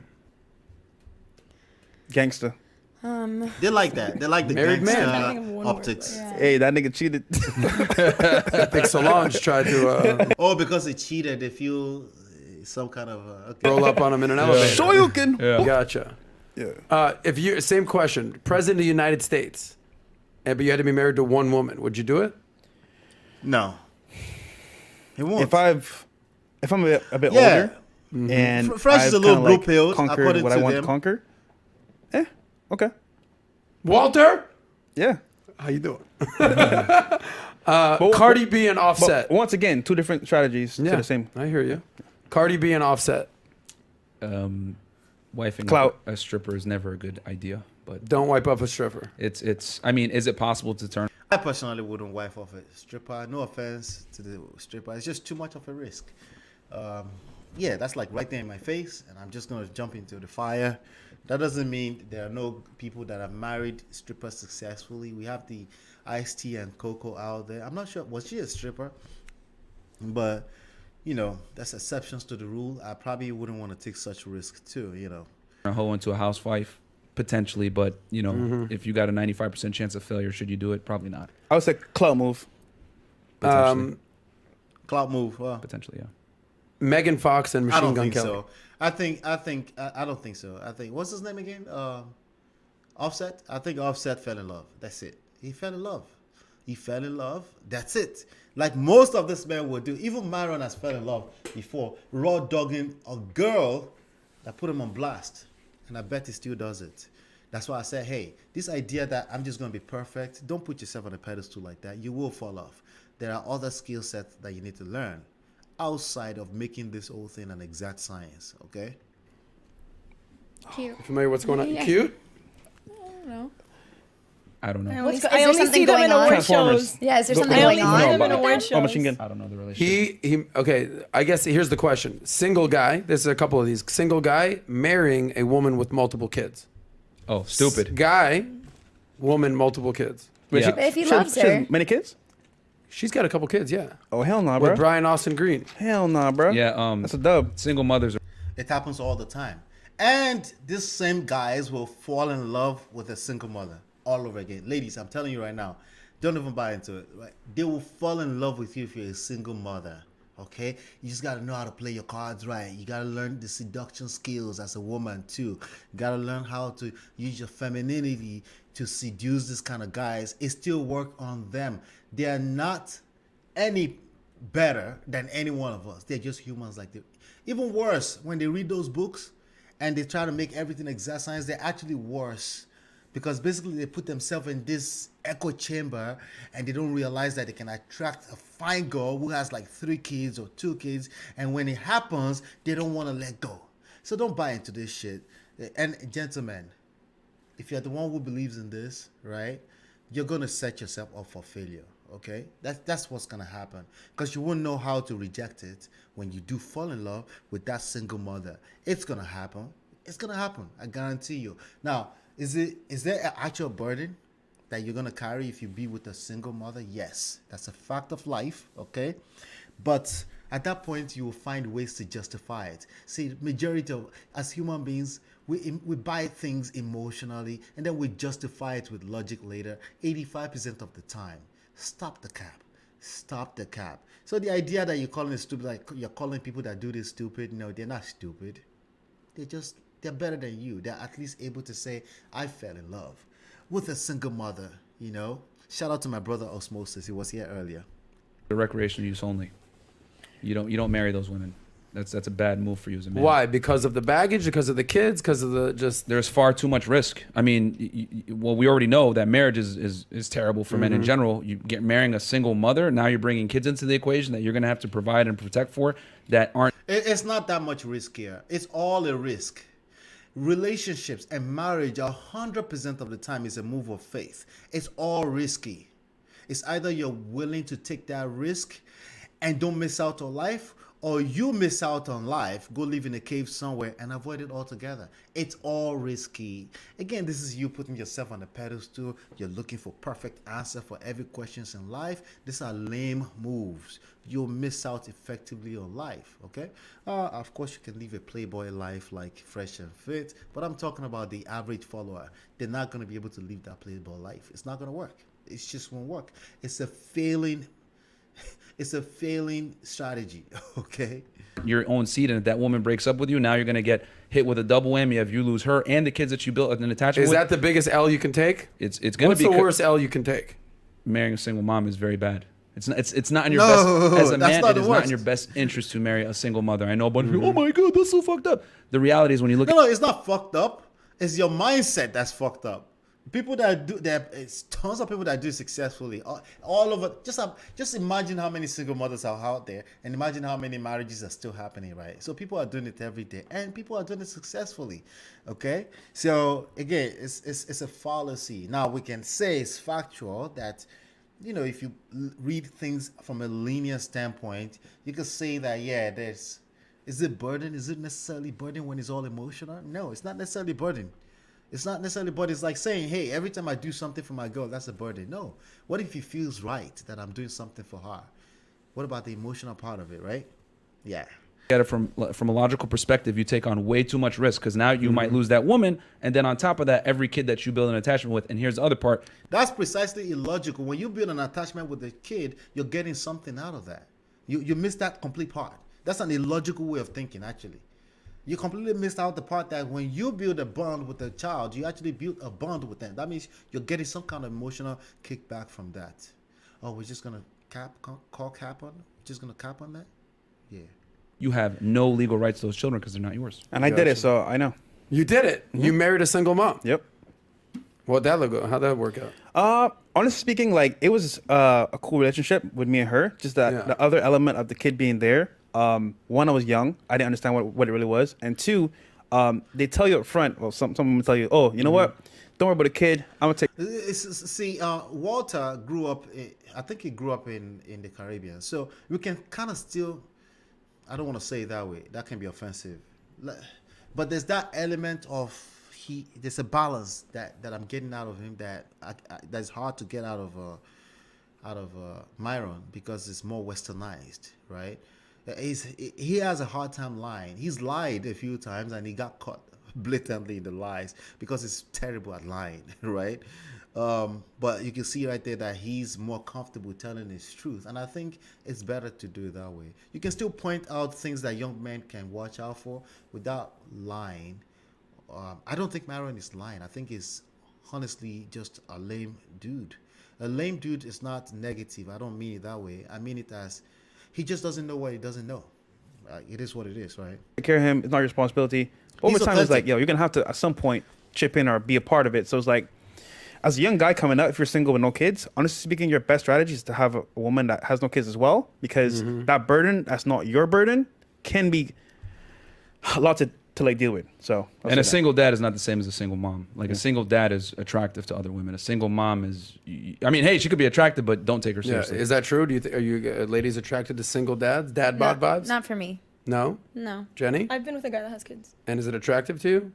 Like when he's taking care of his kids and doing all that? Is that it's what actually Myron's saying? very attractive to women. That's it. Love. Okay. Love, like be with There it is. who you love. But she was attracted to him because he displayed social proof of having children and being able to provide a provision. That's true, but that's not the only reason. He displays social proof that he's able to take care of people. That's true, but that's not the only reason. That's not the only reason. You know, the young lady said what she said, which is she was in love with the person. They had kids, right? The same thing happens on the other side. Stop the cap. For them, she might not acknowledge that. But. All right, that can definitely add value because you see how he treats a kid, and you would want him to treat your kids like that. But he asked you, were you attracted You know? to that, and you kind of like just. I was attracted to him because of love. I She didn't said know what he she had kids when I said. met him. The same thing. Okay. But of course, Myron has the need to be right. Of course. Speed So round, we here built we go. a connection, and then he told me he has kids. I'm sure you knew about the kids prior to you loving him. No, Usually they build a connection, and then you find out they have kids. The same way it happens for men that fall in love with single mothers. You build a connection, and then you find out they have kids. Oh, but I like her. You like her. You like her. What's wrong with holding that? Oh, she has kids. She must be for the streets. That's shallow. That's shallow. Remember, I did not say it's not better to be with somebody that has no kids. What I'm saying is that it's not necessarily better. Okay? And you're not avoiding any risk either. That's probably true. Prior to me loving him? But before you said, Fell I in love love. you to him, you probably knew that he had children and had a former relationship with a woman. Yes. Correct? Yes. Okay. So he was attractive. Then therefore you were like, okay, I can build something with this guy. And then eventually it led to love. But you knew he had kids, which whether, you want to admit it or not, subconsciously, a man that has kids is more attractive because he's able to display, he's able to protect children. He's not weird, he's not psycho, etc. This is why men that have dogs are more attractive because they're able to care for a living creature, and he's not a psycho. I will say that. I mean, I don't know if it's more attractive. Yeah, that's bullshit. That's bullshit, dating coach bullshit, right? You take care of your dog, and that's attracted to women. Now, you're peacocking, okay? You're peacocking, and it will still work. You may attract a lot of women, you will still have a hard time retaining a woman, okay? You may be able to attract a lot of women, and the dog is cute and all that. It's bullshit. I could read all the way through that, okay? Attractive or not as attractive, but there is an attraction there because you're seeing how he can foster kids, and you would hope that he can foster your kids like that. No. He's having a hard time accepting that attraction is a key thing in all of this. We cap so much on seduction and attraction when it comes to this conversation that this is about attraction, seduction, romance. Yes, Hollywood movies, right? Fantasies. We cap so much. And that's why you keep failing in this relationship or getting busted for still being human like the rest of us. I didn't say no. I said love. She said love. I will say that. What were you attracted to him by that? Love attracted me. He attracted me. His kids added value to it. Does that make sense? Speed round, guys. No, let's keep it moving. We'll continue. Okay. You're the one that Even needs if to it leave. makes sense, even if it makes sense, then Myron is not going to admit to that, Okay. And it's quite obvious that he would never admit to anything like that. Like, he would never admit to that. It's obvious. I will say that I frequently, consistently borrow some of my best friend's kids and just take them out in the town and just pick up ladies with the kids. Uncle Adam in the house. Just get a dog, boy. Just get a dog. Or a dog, yeah. Dogs are. Just get a dog. He said he would see. That's actually a better game. He'll pick up his friend's kids or sister's kids or something like that. Get a dog. Don't you have to take care of that dog? Yeah. Don't you have to clean dog poop and stuff? Walk the dog. Yeah. Cap. They're very high maintenance. All right, last few. If you forget, we were playing a speed round, ladies and gentlemen. We just went off the Richter scale. Harry and Meghan. I'm talking about Prince, and Harry, and the woman that he married, Meghan Markle. He fell in love. Finesse. The whole prince. Finesse. He got finessed. Hell yeah. What? Stupid. Shouldn't have done it. What would you have done if you're a full-on prince? Now, let me say, I wouldn't have done it. Okay? Let me just say that. But again, he's different. He's a different man. It doesn't mean it's less of a man, all right? He fell in love like many of your most machoed, masculine, quote-unquote, men out here. And after all, he's high-valued. I mean, you're going to be more high-valued than Prince Harry, right? No, I wouldn't call that stupid. I don't think she finessed him either. Finesse sound like she's deliberately just went there to finesse him. And this is a problem that a lot of people have in a relationship. They think when their woman is acting emotionally, just like a regular human being, she's finessing or she's out to get me. When you think of things of she's out to get you, you naturally will fight back, you attack back, you defend yourself. If you feel attacked, you attack back. And that's one of the problems that people have, just forgetting that people are humans and sometimes they get caught up in their own feelings, Of England, what would you do? That's tough, bro. I mean, in that position, bro, it's a lot of responsibility, and you like who you like. However, for the lineage and for my dynasty, bro, He said, who you like is who you like. See, Myron would never mistakenly say something like that. According to Myron, that would be a blue pill talk. That's a dub, bro. Yeah, that's an L. Big L. No interest in that. All right, last few. Justin Timberlake and Jessica. L, a dub, L. Justin Timberlake and Jessica Biel just got divorced. Does this do anything for you guys? Heartbreaking. I'm a big Justin Timberlake fan. Me Is too. anything? And she's such a great woman. Once again, Cry Me a River, nothing? Once again, things can be good up front. Things might Why? go She bad wasn't a later on, stripper? That's a and then fact. it's bad. I mean, yeah, not surprising. That's why vetting is. That's why the whole idea of vetting as the absolute is stupid. Okay, vetting is cute, but people evolve and people change. And if you're not equipped to learn how to respond accordingly, properly, with skill or skillfully, you will end up in the same predicament. It doesn't matter if she was a 3 or 4 or not. Every woman will change or evolve at some point. Are you prepared to be able to handle what those evolution are? You will evolve. You will change. You're not gonna be stagnant. At least if you expect some level of growth. How you are when you're 25 is not how you're gonna be at 37. How you are at 35 is not how you're gonna be at 47, right? I mean, this is so But common. they're both super high earning. She was not a hoe, so why are you not surprised? Like, Because she wasn't a hoe. who initiated that divorce? She wasn't a Guaranteed 3 it's or probably 4. her. Do we know? I don't know. Okay. I don't know. Okay, I'll have my my researcher find. It doesn't matter who initiated divorce. It's about what happened before somebody initiated the divorce. That talking point really is such a failed. It tells me so much about you when you say that 80% of divorce are initiated by women. That is a fact, but that doesn't tell us anything. It doesn't tell us where the marriage started to fail.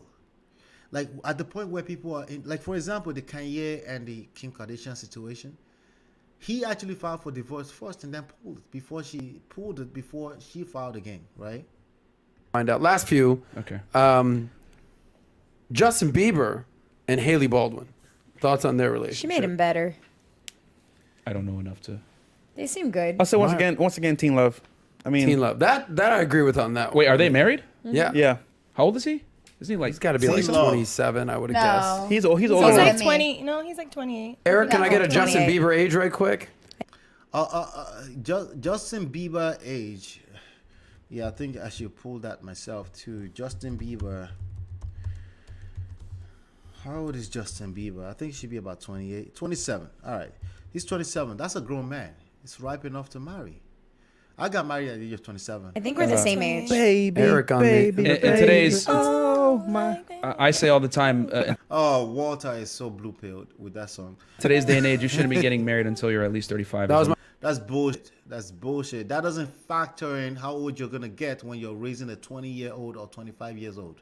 It doesn't factor that in. It doesn't factor how you're going to feel when you're older. It only factor how you feel as a young man who maybe have been rejected, right? That's all it tells me. It only tells me that you read 1 or 2 red pill books. Okay? A 27-year-old man is a full-blown man that can marry, but should be open to learning more. Listen, it doesn't matter if you marry at 35, 45, 55. You still have to start from scratch and learn how long-term relationships work. Because you don't know what you don't know. You're only delaying your suffering. That's all you're doing by doing that. You're only delaying it, right?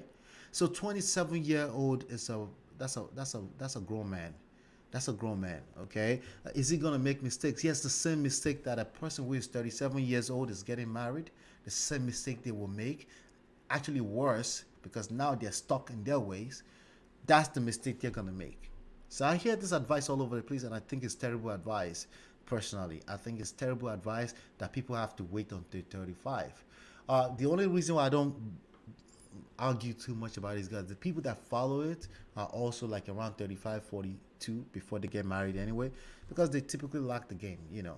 So I don't argue too much with it. But if you're 27 and you find someone that you feel is a fit, you're a grown man. And you're not going to eliminate all the lessons you're going to learn. You're not going to answer all the questions right now. You will learn in the process.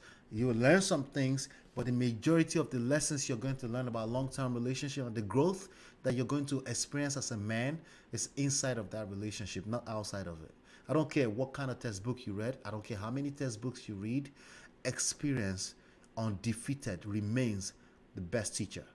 My next question As a for you. man.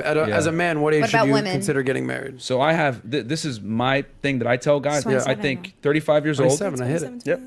35 years old, had slept with at least 50 women, 100K per year. You're in shape, and you got 6 months to 1 year of savings.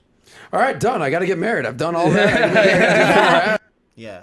There's so many, just like this gentleman just said, there's so many people with those things, and they're still having a hard time finding a woman.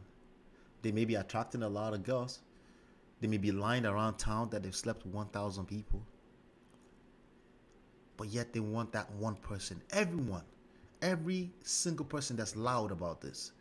Not everyone, okay? There are people that are okay with being single. But everyone that's loud about this, they will really like that one. They have the 190s, okay? Let's be frank, okay? They're actually worse than some of us that have been married, okay? That's easy. You're in a position to do it now. Light work right there for me. Do you have requirements for women? Yes. Yeah, what's that? Oh, we got more time. I don't want to. Jenny, do we have more time? This last question. Go ahead. I really gotta go. Well, I mean, there's a bunch of things, but if I'm gonna just sum it up, the most important thing is compliance, and from there everything can build. That's the foundations. That's the foundation. Yeah. What does that mean? Compliance as in like you're just willing to do whatever. Following the rules. Following my lead. Because, I always say a man in lead is going to lead that relationship to success if he knows what he's doing versus a woman in leadership. Oh, he said something that's right. That's the second thing he will say that is right. Yeah, if he knows what he's doing. That's so true. If he knows what he's doing, right? She's going to lead all right to the end of the relationship. Everyone has their roles to play. You happy? Like you're a happy guy. Oh, see what Walter just said? I'm sure Walter will be considered so blue-pilled. He said everyone has a role to play. Myron would never find himself saying that.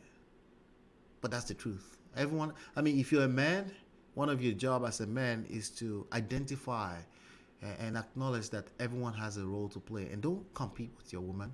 It doesn't work like that, As far as Myron is concerned, what I could hear is that, I could be wrong. What I could hear him saying is that, lead, and that's the absolute. And lead means just shut up. And I lead. Well, that's not how it works in successful long-term relationships or marriages. No, I'm actually very hurt.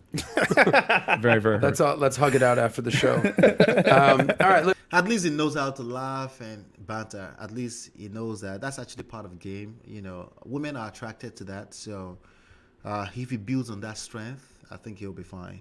I think Myron will be fine. He's a man of status right now too. So I think he'll be fine. Listen, I had a few more, but we can wait. We can save those for next time. I think he's going to mislead a lot of his followers because they're not going to be a man of status like him, most of them. Yeah? I know we got to go. Here, listen, no matter what you think about these guys, love them, hate them, they're doing their thing. So respect to you guys for being here. Thanks, man. Taking fire. You got a lot of supporters out there. Certainly some haters, but if you don't have haters, you ain't doing something right. Absolutely. So respect to you guys. You're definitely bringing value on the internet. I agree with him. Let you guys give some fun. I agree with him. Shout out to FreshandFit. Honestly, shout out to them. They've built something that most human beings will never build, and they're the gift that keeps giving. Right? No thoughts before I wrap this thing up. Go ahead. Hey, this is a cool discussion, man. More intimate, more cool. You guys are awesome as well, and thanks for coming last night. And thanks for having us on, Adam. Yeah, it was fun, man. And follow us on YouTube as well, Fresh and Fit. Yeah. Instagram, Fresh Prince CEO. We'll put the link below. Go ahead, give the shout out to you. Fresh and Fit on YouTube, Instagram, and yeah. Check us out on YouTube, guys. Fresh and Fit, and thanks for having us. Of course, brother. Amber, Jenny, final thoughts. I think you're both very educated and very well spoken, and I think that you do add a lot of value, and you are motivating men to be better in a lot of ways, and I think that's very powerful. But? No, but. Oh, damn. I was ready for the who hurt you. At this assumptions. Definitely was easier to have a conversation with Gentlemen, you, and I did think that you slow down with the assumptions and listen, even if you present different arguments. And I think hold on to that as long as you can. I do think that the nature of your show of like bringing up the comments and roasting women, it does put them in a little bit of a vulnerable position. But it's a show. It's a show. Like we really have to leave that alone. And I know you get money, a lot of money from that, but it's of course. What do you expect? That they won't get money? hard. It's very vulnerable as a woman going on that show and just knowing that you're going to get hate for whatever you say, and then you guys profiting off of it. Well, the same thing will happen on a TV show, on a traditional TV show. You will, in fact, it's worse. They will cut your words into pieces and make you look a certain way. You see that on reality TV show all the time. It is what it is. Actually, theirs is actually better in the sense of they're live and it's like real time and you're watching it as it's going, right? In reality TV show, they will chop it up and make you look stupid. That made me a little uncomfortable. Not necessarily true. We bring on a lot of girls that have been on the show multiple times, and the people actually love them. It's just when girls say make nonsensical.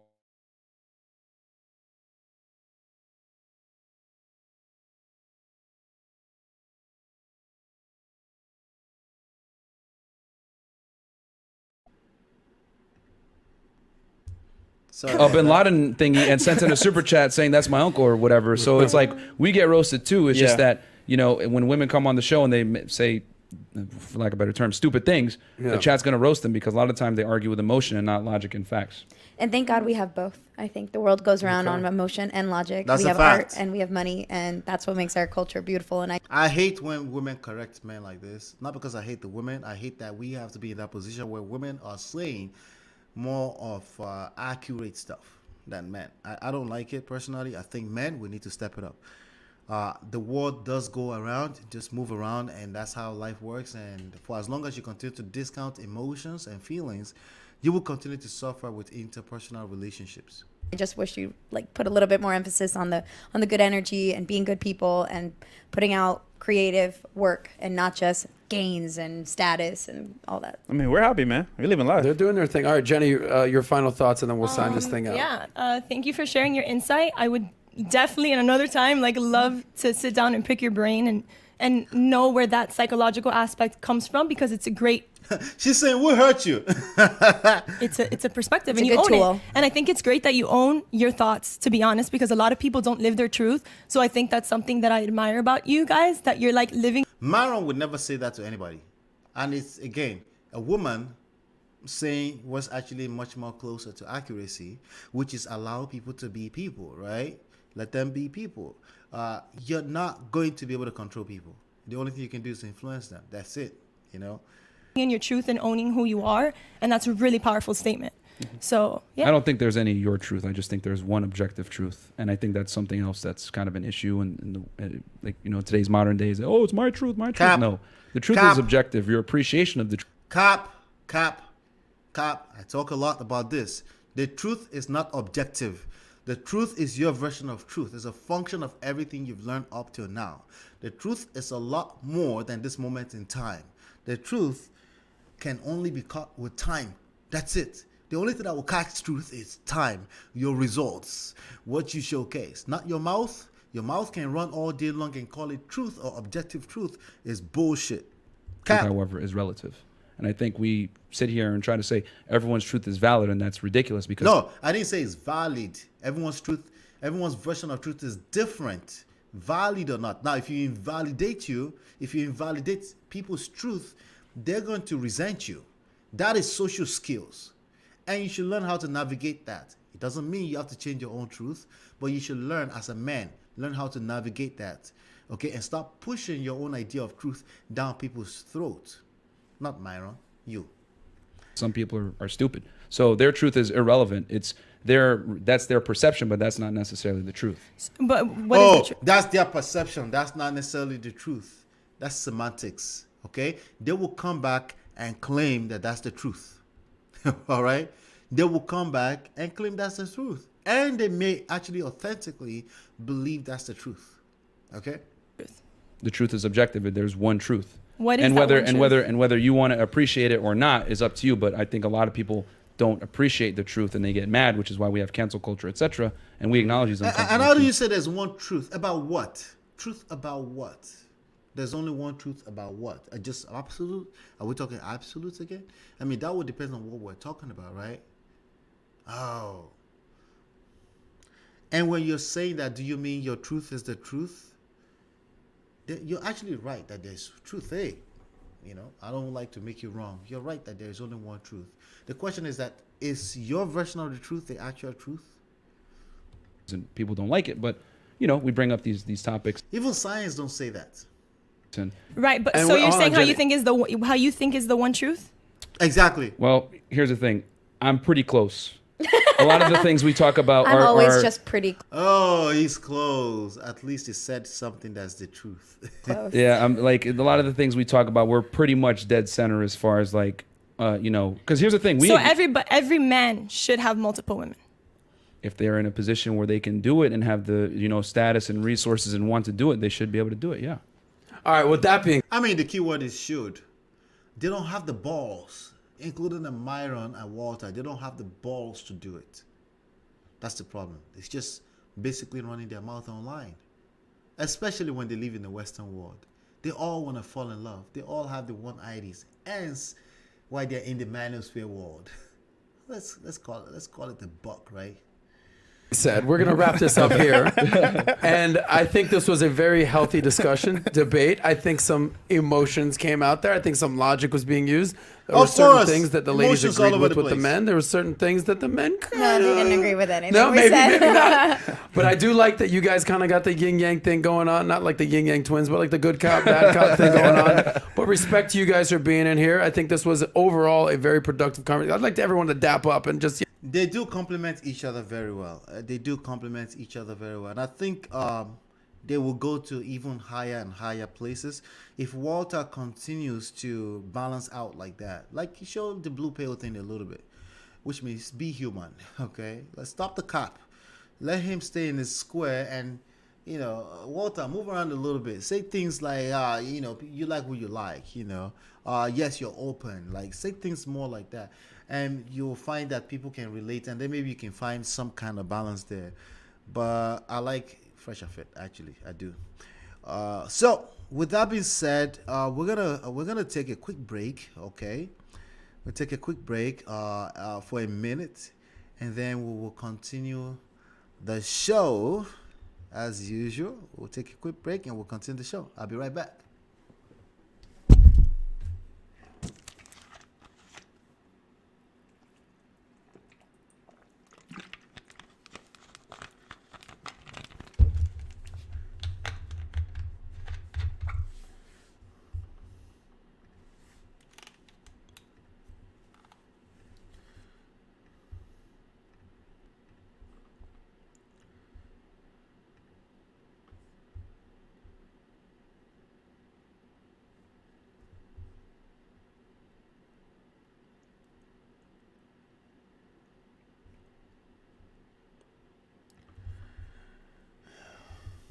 But it's the truth. All right. Okay, so there's this very important conversation that I think I should add on to. There is another video on this platform called what is Akata, right? And I said to be deleted. It's right here on this channel. But my brother, I want you to go follow him. Let me remove the cap. Okay. I want to go follow Black Men Unfiltered. Because there was a conversation earlier on today on this platform, and I was paying attention. I was working in the background, but I was paying attention. So shout out to Black Men Unfiltered. Go watch that. I'm trying to remove the cap. That's all. Just trying to remove the cap. All right, great. Right. So there's also this video. Shout out to Vlad TV. There's shout out to Godfrey, but I'm about to call Godfrey out on the bullshit. Godfrey, like many Nigerian kids that are born here and raised here, they don't know any better. Okay, they're pandering. Okay, they're pandering. And pandering works to a certain extent, but I'm the if you call it, I will be the one that you will call I'm pandering. But sometimes I don't mean pandering that way. I'm just basically just joking when I say that. But when you're pandering without actually know what the hell you're talking about, this is going to be an example of it, right? This is an example of it, and that's what I want to call out here. So there's there's this idea that Africans hate Black Americans or Black Americans hate Africans. It's bullshit. Okay, a lot of the examples you're going to see are anecdotal. Okay, my personal experience is that I encounter extremely nice foundational Black Americans. Okay, that's the kind of people I attract anyway, okay? And not only that, I know how to relate with people without, offending them or saying the wrong thing or, entangling myself in matters that doesn't concern me. Obviously, we launched our live sessions with the conversations around the immigrants and stuff like that, right? But some of this stuff still keeps coming up, and I want to call Godfrey. I want to call him to order here, or anybody like Godfrey. I'm not sure if you ever see this, but I want to call them to order. There's too much pandering going on from Africans to Black Americans. Those that have made up their mind that they're not gonna like you as an African won't like you. That's the bottom line, okay? And those that are open-minded, shout out to White Jesus who stopped by a few days ago. Those that are open-minded are open-minded. Shout out to Oshay Duke Jackson. Those that know how to read on both sides of the thing and understand from both sides they exist. And those that have made up their mind, they have the right to do that as well. But the last thing I'll be doing is pandering to them or trying to appease them, because I can detect that in 1 second and I refuse to waste my bandwidth or energy on that. It's just not worth it, okay? But this video is for Africans who think pandering is going to help them win anybody over, okay? So let me play this video for you and then we'll take it from there. Because if you remember the movie Sugar Hill, yep, and there's a scene where they're doing the thing with the drug dealer, and the guy said, we can't work with Akata. We can't work with Akata. That's a word that they were calling the American blacks, Akata, the Nigerians. Akata is a word that they use for American blacks. And So first of all, that's bullshit, okay? Most Nigerians that use that word, let me first of all be clear. I think Nigerians should avoid that word as we move forward, okay? Most Nigerians that use that word, most of them, not the ones that are loud on the internet, most of them, they are referencing foreigners. You don't have to be in America. You don't have to be in America. You could be in London. You could be literally next door in Ghana. And suddenly you're an Akata. It's not Akata.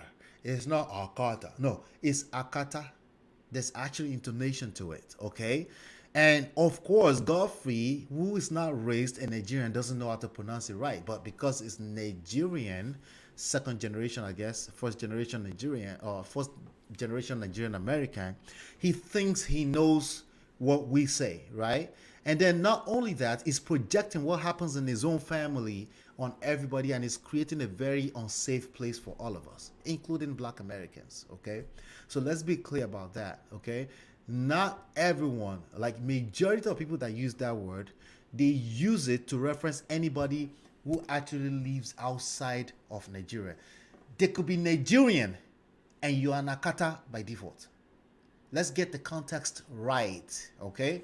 Okay, let me be clear. We will never get it right. That's why I think we should avoid it. But those that stumble into this video, I want to offer you a form of education, and I'll create content accordingly as well, okay? Wesley Snipes was like, yo, what is this Akata shit you keep calling us? And the guy goes, we don't want to work with cotton pickers. And okay, so him saying as a follow-up sentence, we don't want to work with cotton picker, does not translate to cotton picker means Akata. It doesn't translate to that. There's no relationship between cotton picker and Akata. There's no translate. It's not even loose. It doesn't mean the same thing, okay? Now, if you interpret it that way, because that was the follow-up sentence right after the sentence before that in the movie Sugar Hill, that's your fault. That's again how Hollywood can control your life, and you don't ask questions as opposed to assuming and making assumptions. Okay, and here we go. Godfrey is making assumptions. So no, it doesn't mean cotton picker at all. Okay, I did another video that it actually means Black Panther, and not just because they're calling people an animal. Is after the movement, the Black Panther movement from a few decades ago. Okay, when they visited Africa. And Wesley beats the shit out of them, but it's the truth. So now, because Wesley beat the shit out of him, a lot of people are now walking around town and say, I'm gonna beat the shit out of you when I see these Africans. Whereas you've never met an African that called you an Akata to your face. Why are you doing that to yourself? Okay, why are you doing that to yourself? Again, Nigerians, the majority of them use it to reference people that live outside of Nigeria, right? But again, it started from the whole Black Panther movement thing, right? And yes, it's the direct translation of it is wild cat, right? But that's because it was used in the logo of the movement. Okay?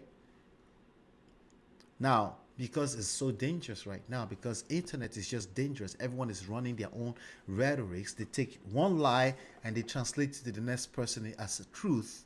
I think it's better to avoid the word, to avoid that word completely. Okay?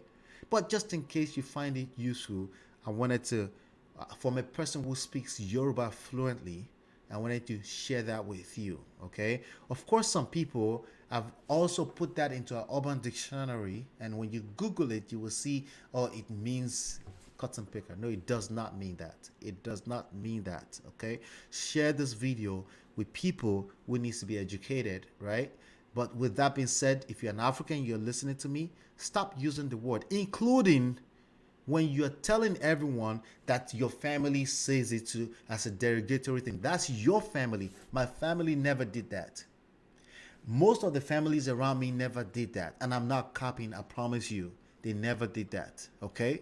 That your family did that. Stop projecting that on the rest of the world, okay? My younger brother is married to an Asian woman. We didn't frown at her because she's Asian, okay? Yes, across the world, every human group would prefer to be married to their own set of group of people. That's every human group. That's not something that Nigerians can monopolize. That's just human beings, okay? Americans and Africans have always had friction, you know what I'm saying? But shout out to my brother, Canadian born Nigerian. Please, if you watch this video, I would like to bring you up sometimes to have this conversation. We got to set that straight. We're not helping when we continue to spew it or bring it, when we bring attention to it. We don't need to bring attention to it at all. If they bring it up, there are better ways to answer that question or the question, all right? I'm doing this as a once and for all type of situation. Again, I may end up deleting this, at least as a standalone video, okay?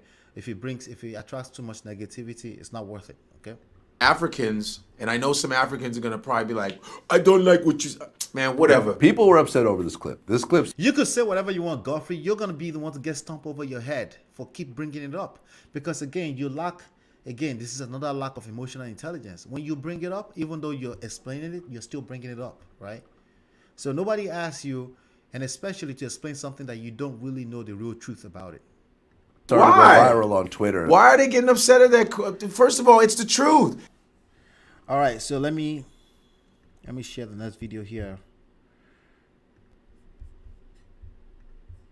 Americans are really mean towards us. They're really nasty towards us because they feel they're better towards us. And I think it's the wrong attitude to take, because I'm West African, but I was born here. My friends are African American and African. I think it's... Shout out to my brother, J Bones, who was here earlier.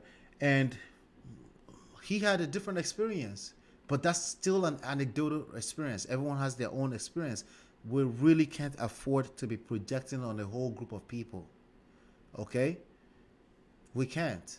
Just like he had his experience of being bullied by Black Americans. I've never been bullied by Black Americans. I promise you. Okay? But he also said he went to high school here. I didn't go to high school here. I also have a sister-in-law who went to high school here who had the same experience. Nonetheless, we really can't afford to be projecting these negative experiences like it's absolute, like everyone is just going through it. That's not true, okay? Fucked up, because here's the thing. Africa, like whether you say Nigerians or Ethiopians, whatever, we were colonized by Europeans, man. That's a fact. We were colonized. We were treated like shit. Look at South Africa. With all the Dutch, they've shit on South Africa. But you know the problem? Even though he's saying the right thing here, some people are stuck on the fact that he said earlier that Africans hate Black Americans. That's not true, right? Some people are stuck on that because that has more negative emotions attached to it. We really got to be careful.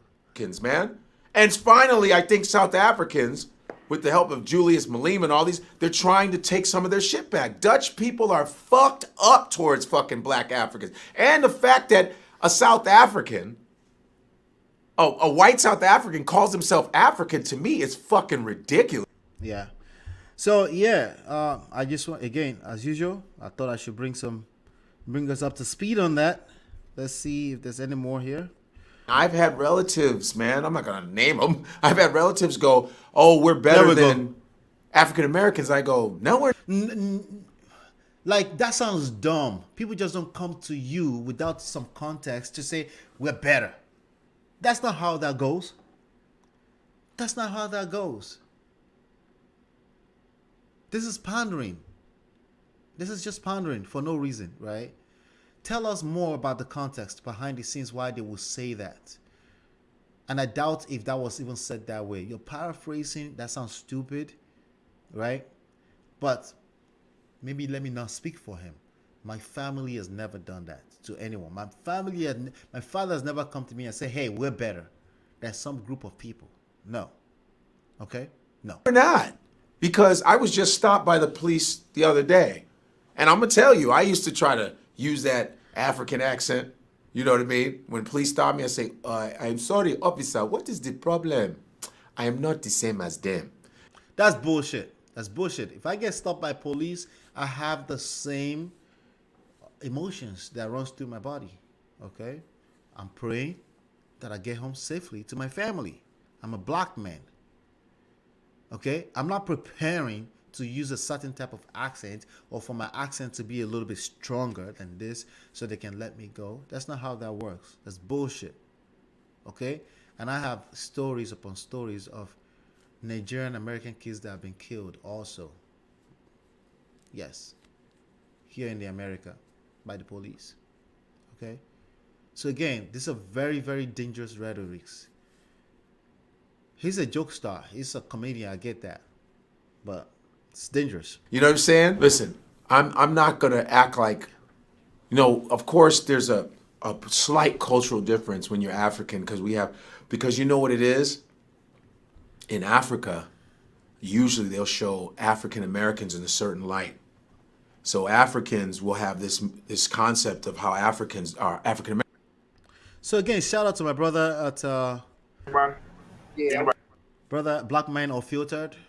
This happened earlier today, and my brother B9 was on it, and it's kind of sad that B9 sounds like he's a foundation of Black American, has to be the one to say this. Okay, it's kind of sad, you know, but at least he's saying it, so we can still believe that all is well, that everything will be well, that we have hope, right? We have hope of unity, right? I want to say something real quick. But we have to realize that the God said is that they were colonized just like we.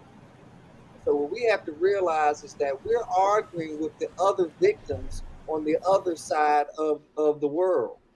We're all victims here, ladies and gentlemen, and we're not going to get anything solved if all we're doing is infighting with the victim, with the other victims. The problem is that we have to realize that this is not a system that they just built for America. This is a globalized system of control. There's a reason why they never brought the metric system to the New World. The metric system is the equivalent of respecting your flag. We don't respect flags here. We go off the standard system. We go off of inches and feet. So because our system is different, we deal with black and white. We don't deal with flags.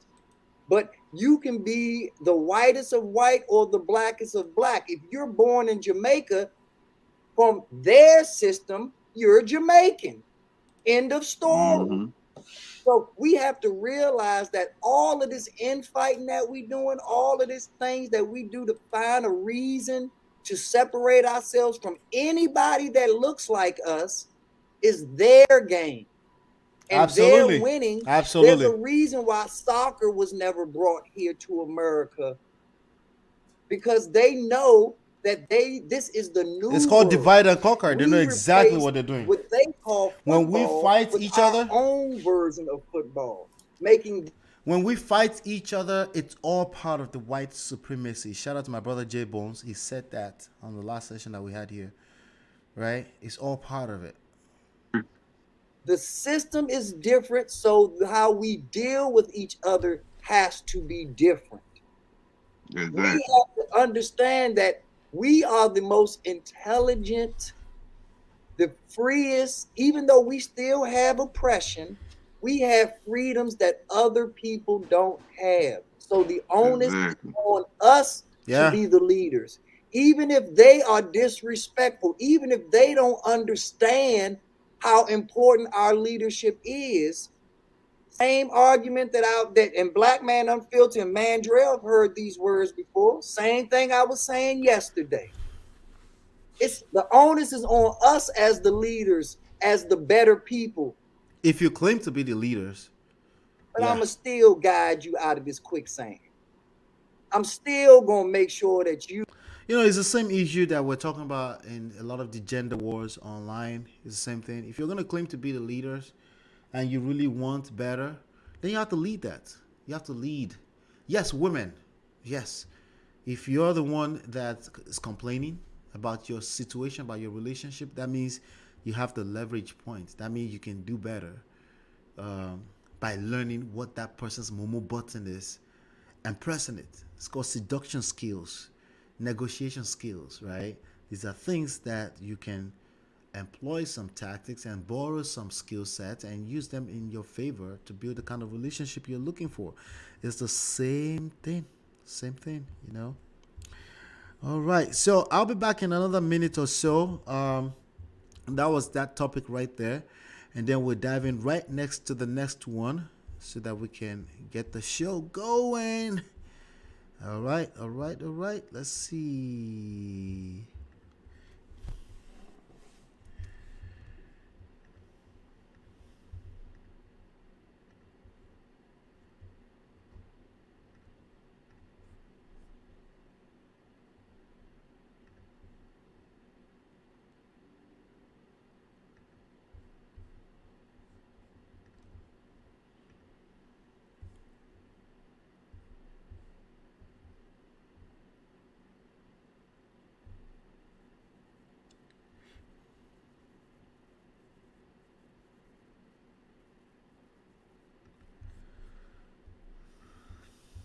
It's from that dude, that Oshay dude. All right, welcome back. So we got the undefeatable Tariq Nasheed.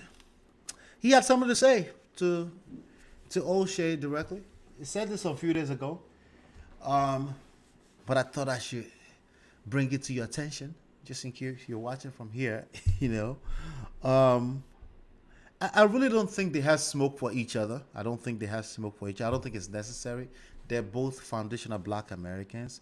But again, this goes to tell you that I think we should focus on the ideologies and not at attacking each other. But I don't think Tariq Nasheed can help himself. He has to roast someone. But I take it with a pinch of salt. You know, it's all jokes, right? But until it's no longer a joke, right? So he had a few things to say here, not only to Oshay Duke Jackson, but also to Tommy Sotomayor. But this is actually video clips from a few years back. They had their own beef. But yeah, I think apparently Tommy Sotomayor is a coon. I'm still struggling to know what coon means. So if you can help me in the comment area, what does a coon mean exactly? I've seen quite a few different dictionary meanings out there. But maybe you can give me a better explanation of what coon is. Just leave it in the comment box below in the chat. And let's see what he has to say about Oshay. He calls it Oshay Dude. It's from that dude, that Oshay dude. And Oshay, and the people have been saying you've been taking little shots. You've been, kind of playing the fence. Oshay, I know you're listening. Oshay, don't poke the bear.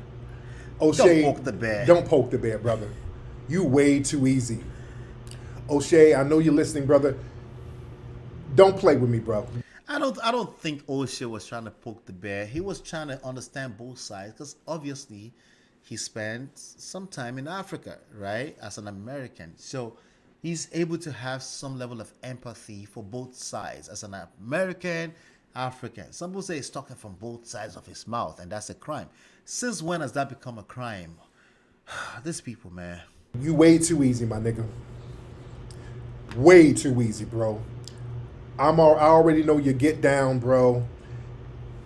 You too easy for me, man. Easy for what? There's no need to throw threats all over the place. I'm going to show you another video in a few minutes here where you can see that even Tariq doesn't take lightly to threats, right? But let's keep going. You need to let that go, man. Don't poke the bear, bro. You keep poking the fucking bear, and a chunk gonna get snatched right out that ass, bro. Don't play. You way too easy, brother. All right? You poking the bear. You pushing it. Oshay. At this point, my cousin would say, what are you going to do? What are you going to do, right? Do something. Do something about it. What are you going to do, right? Because you're repeating yourself way too much. Come on, Tariq. There's no need for threats. He made, in my opinion, the video he did, maybe a few videos, he attacked both sides. He attacked the Africans. He attacked the Black Americans. And he called you out for, hey, maybe you could improve on how you lead this movement. And I said that to myself, you know. And we gave you your props, man. You know, like you're doing a good job with that movement. At the end of the day, we just see it as I see it as jokes, but a lot of people are seeing it as you're a clown. You know, you're clowning people a bit too much. You know, you pushing it. You know, man. I'm hearing little things here and there because I don't really watch what you do, brother. But don't poke the bear, bro. Don't. I mean, what he does is that he covers trendy topics and the Negro manosphere. But, you know, I get it. You don't really listen to him, so. Don't do that. Don't do that, bro. Nigga, when I say a motherfucker's way too easy, bro. For my type of petty, way too. Oh, there we go. He wasn't threatening him. He's talking about the petty. The petty. You know what? He's good. He's good. You know, when it comes to getting petty and roasting people, if that's what we're talking about, then it's all fair. It's okay. It's allowed, right? Easy, brother. Way too easy. And I'm warning you once. I warned niggas one time. Just like I warned Roland. I feel like I've heard the warning about 5 times minimum in this video, you know, but maybe he meant the video is just one time. I told Roland, your little fat ass. Somebody help me. Who's Roland? Oh, Roland Martin? Is it Roland Martin? Yeah, I think that's who he's probably talking about. Roland, don't play with me. Roland was talking greasy. Roland was talking all of that shit. So Roland, don't play with me, Roland. Fuck him. All right. Just fuck me. Let's get it. Let's go. Let's get it. So what happened? Did he roast Roland? Can somebody please let me know if there's a video out there of him roasting Roland? I would like to see that. Thank you. Let's get it, nigga. All right, let's get it. Let's get it. Come on, Tariq. Let's get to the movement. But man, listen. And speaking of petty, let's get to the next one. Doing OnlyFans bisexual porn. Uh-oh. Who is he talking I ruined about? this nigga's career to the point where he was reduced. Uh-oh. This nigga has to sell his ass on OnlyFans. Oh, no. God. This nigga has to sell his ass on OnlyFans. Now, I'll be honest, okay? That part is one of the reasons why it's kind of hard for me to take Tommy Sotomayor too seriously. It's extremely hard for me to take him so seriously. It's very hard, right? But let's keep going. He roasted his ass. But it didn't end there. So now we're down to Tariq versus Tommy Sotomayor, right? Poor Crispy. I know you're watching Crispy. Crispy's probably going to do about 30 videos. Now, is calling him racist or colorist? Which one is it, right? Crispy.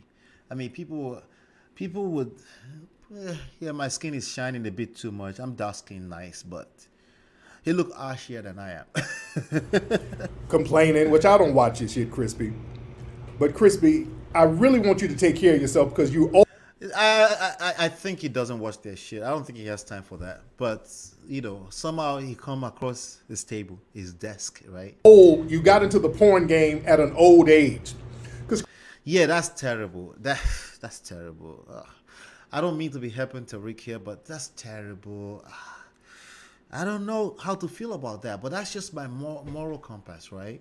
So I don't like to judge people for choosing what they want to do with their life, but god damn, at the age of 46 to be shooting videos for Pornhub and damn, is it that bad? Like, what kind of attention are you looking for? It's kind of hard for me to take him too seriously, you know. He's a very smart guy. Tommy Sotomayor is a very smart guy, but I know way too many smart guys with high IQs, but they're very low in terms of wisdom, you know. Crispy got to be like pushing 50, and he's out here doing porn. You can tell he's taking Viagra and Cialis because this make this nigga head get big and this nigga's body is shaped off. Pause. How did you know that? Funny. He looked like a little silverback gorilla running around here. Little Cro-Magnon looking nigga doing porn. And his neck is all stiff running around. Oh, it's sad to see. It is sad to see. Honestly. Ashy and shit. It's so sad. I can't front. It's very sad. I can't Poor front. Crispy. No judgment, but I can't front, honestly. Oh, poor Crispy. I can't. But y'all go check out the classic roast of Crispy. You know, I did a roast of Crispy damn near a decade ago, man. It's been a long time when I first roast. I haven't seen that. And because DJ Vlad, I'm just trying to do good for my family, everybody. He ain't never been that quiet. When I was on that nigga's bumper, he was so quiet. Why, DJ Vlad? I'm just trying to promote some of my projects, everybody. The everybody part is funny, right? Because it sounds like he's preaching, and then it's a bunch of nonsense, you know. I can't watch Tommy for more than 2 minutes, to be honest. You know, it's just noise as far as I'm concerned, you know. But let me see here. I think there may be... yeah, here's a video of the actual event that he's talking about. He rolled up on him at the Vlad TV interview. Ball spot player. Let people see. Let your scalp breathe, my nigga. I ain't got time to argue with this. All right. I'm gonna leave your award right here, Crispy, along with your tap shoes. All right, you can leave it with your white. There you go. All right, Crispy. All right. There you go. All right, Vlad. With your white. My man. Y'all have a good one, Vlad. All right. All right. You're a cute sister right here, Crispy. You and the sisters now, brothers? Shut up, nigga. You and the sisters? Shut up, nigga. What's you gonna do? You just mad. What am I mad at? Get your award. Go back with your white. All right, Tariq. You wouldn't have had to waste your time if I wasn't mad. I'm a you wouldn't have had to waste your time. But I wanted to see where all this killing was gonna go, Crispy, with all these coon awards. You kill me, nigga. What's with all the killing? Where's the killing? Said you ran me out of LA. Where's the killing? You ran me out of LA, nigga. Now, I thought you ran me out of LA. You ain't gonna do shit. You ain't gonna do nothing. You said I ran out of LA because of you. Yes, you did. I didn't threaten you. You said I left LA because of you and I'm scared to come back. That's what you said. So wait, they threatened each other. It sounds like they threatened each other. He said he can't come back to LA. And then there was another video out. There's another audio out there of him saying, there's another audio of him saying, I'll kill you. If you take away my livelihood, I'll delete you. Let me say the word delete, right? Yeah, I think that's what it was. Yeah. So, yeah, they threaten each other. Say it, nigga. See, this is how bitch niggas operate right here. They do a lot of... Listen, I don't judge. If two men go at each other like this, I don't judge it. It's when a man goes at a woman. It makes me feel some type of way. Especially if he starts to say it's okay to go at your wife or a person you're romantically involved with, right? If two men go at it like this, it's whatever. They can do whatever. Talking, but they ain't gonna do nothing. You the one who made the threat. These bitch niggas do a lot of talking, but they don't do nothing. Whatever you said you're gonna do, you can do it. All right. Sorry about that, Vlad. All right, y'all have. All right. So here's the last clip on that. Let's play this. Brainer. Tariq was up there making jokes. He clowned you, Crispy. What the hell? Old Face Jackson made a video about you. You mean Old Face Jackson, who said I was his inspiration to do YouTube? Oh wait, this is a triangle of beef. Old Face Jackson. That rhymes with Oshay Duke Jackson. Oh my God, these people, man. Old Face Jackson. This one, the one that's in Africa buying ass. Old Face Jackson. There's no proof of that. Anybody, if you have any proof that Oshay Duke Jackson is buying ass in Africa, send it to me. That Old Face Jackson decided to make a video, Mr. MANOSPHERE decided to make a video where he could have just left it alone.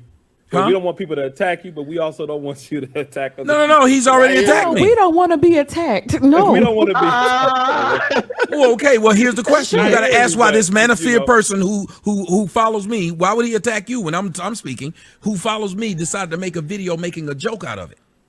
That don't sound too manosphere, does it? So see, y'all don't have an black men edict. to stick together. Yeah, y'all don't. Well, the person that's most manosphere among the three of all y'all is Oshay Jackson. Don't have an edict. That would be different if I beat the woman, and I'd understand if he That's said it. funny. I'm But sorry, that ain't what Oshay. happened. He just don't That's like me funny. because he can't beat me because he wish he could, and that's all it is. So y'all are literally attacking someone because you don't like them, even if it goes against the tenets of your movement. Imagine somebody who was in the Klan taking up for some black dude He's right that about a that. white dude got assaulted by. Yeah, they're right about You that. think they do that? All because they don't like the white dude, because them and the white dude got some beef. Yep, he's right. So now about they that. gonna side with the black dude? That But never he happened. does the same thing. You talking about the white siding with the Yeah, black? the white racists. You think they would side with the black dude who assaulted the other white racist does because the the two same white thing. racists got beef? Do you think they would side with the black dude? You do the same thing, my guy. You do the same thing, my nigga. Let's see here. All right. So I'm going to take a 1 minute break, and then we will finish off with the last one today. And I think we can call it a day. I'll do the last one of the day right after this short 1 minute break.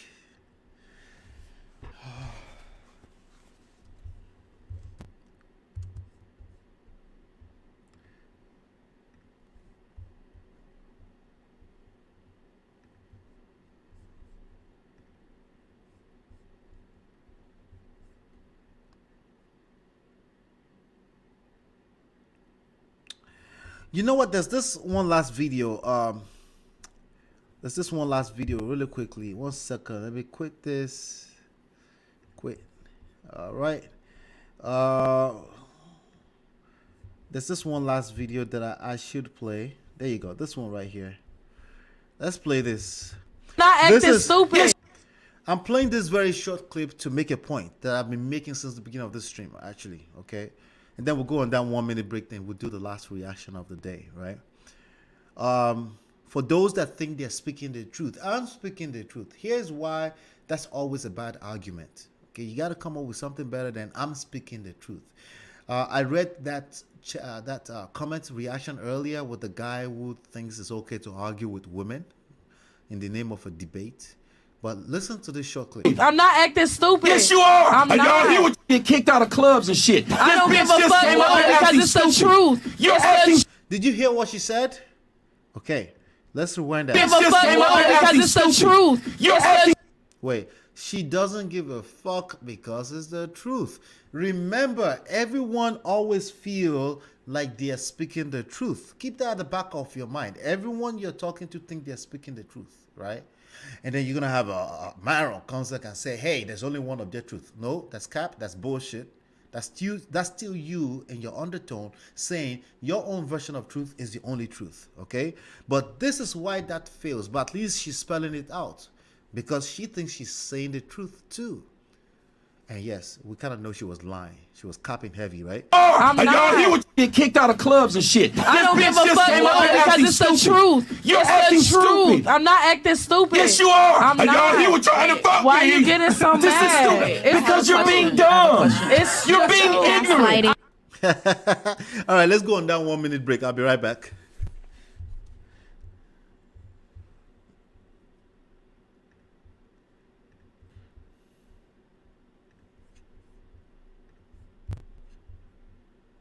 Bro, come on, bro. Like, But talk to me.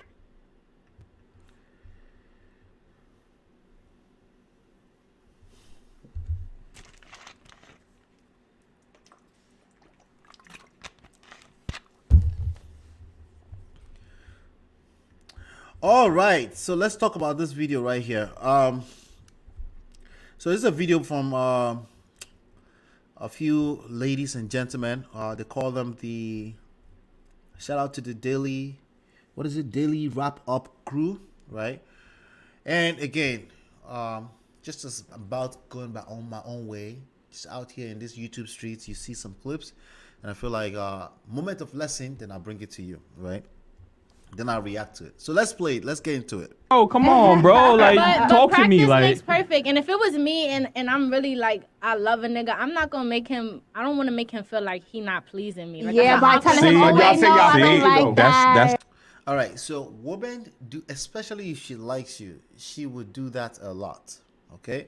She will protect your feelings, and that can backfire.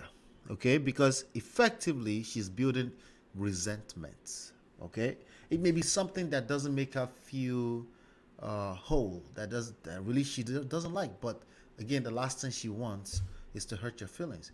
See, when a lot of people run around and they keep saying, hey, speak your mind, speak your mind, speak your mind, well, number one, can you take it if she speaks her mind, right?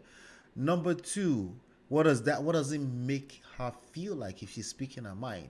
Makes her feel like she's too harsh on you, and a typical woman, the last thing she wants to do is to be too harsh on you. I was in this YouTube streets last night, and I was engaging a young lady, Kaylin. Shout out to Kaylin, and she was talking about it's terrible that men can't cry, all this kind of thing, or be emotional and very. Listen, I cry when I feel like it. Okay, the point is that I'm good with my wife. I have enough in that emotional tank that it's okay for me to cry if I feel like it. However, if every time that her and I were talking and it's about her and I and things between the two of us and I bust into crying tears all the time, yes, she's going to start asking like, what's going on? Both of us are crying at the same time. Listen, if she said that, you're lucky, okay? If she said that, you're actually lucky. For the most part, she wouldn't want to hurt your feelings. She may even hug you, but something is going to start happening internally, subconsciously. She'll start losing interest, right? And if you do that enough times, yes, you can lose your wife, you lose your lady just because of that. So nobody's asking men not to be vulnerable or cry. We're just saying be aware that if you do that consistently, that you're going to come off as weak. Not because somebody is deciding you're weak. It's because it's subconscious. Okay? So that's what she's saying. She doesn't want to hurt the man's ego. that's the problem. That's the problem. No, don't fake it. Don't pretend. Tell him. If he not See, again, she's not faking it. She's not pretending. It's not deliberate. Well, not to them. I'm saying that to you. Right? Stop thinking of some of these things are deliberate actions. A lot of it is subconscious, knee-jerk reaction, human being things that we just do as human beings, right? And for as long as you continue to see it as somebody's just deliberately trying to hurt you, then you feel attacked. Then you attack them back, and then you have chaos. All right? But if you see it as, hey, people have behaviors that they do. It comes from other places, trauma, childhood trauma, social construct, other things that is not necessarily them trying to hurt you. A lot of people nowadays are very quick to go in the angle of, oh, this person is just trying to hurt me. And then you feel attacked, and then you defend yourself, and that comes off as an attack to them as well. And then you can effectively destroy your relationship just like that, right? So she's saying as much as a woman will tell you right now, and then you're telling her like, nah, don't fake it. No, she's not faking it. It's not necessarily faking it, right? With that being said, yes, women do fake orgasms.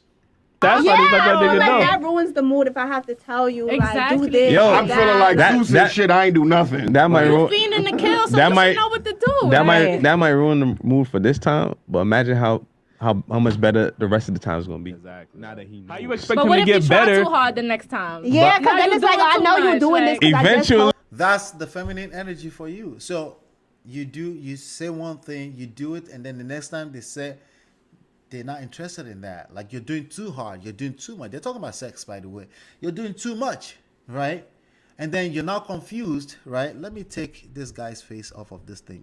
Let's take the Oshay Jackson off of this thing, right?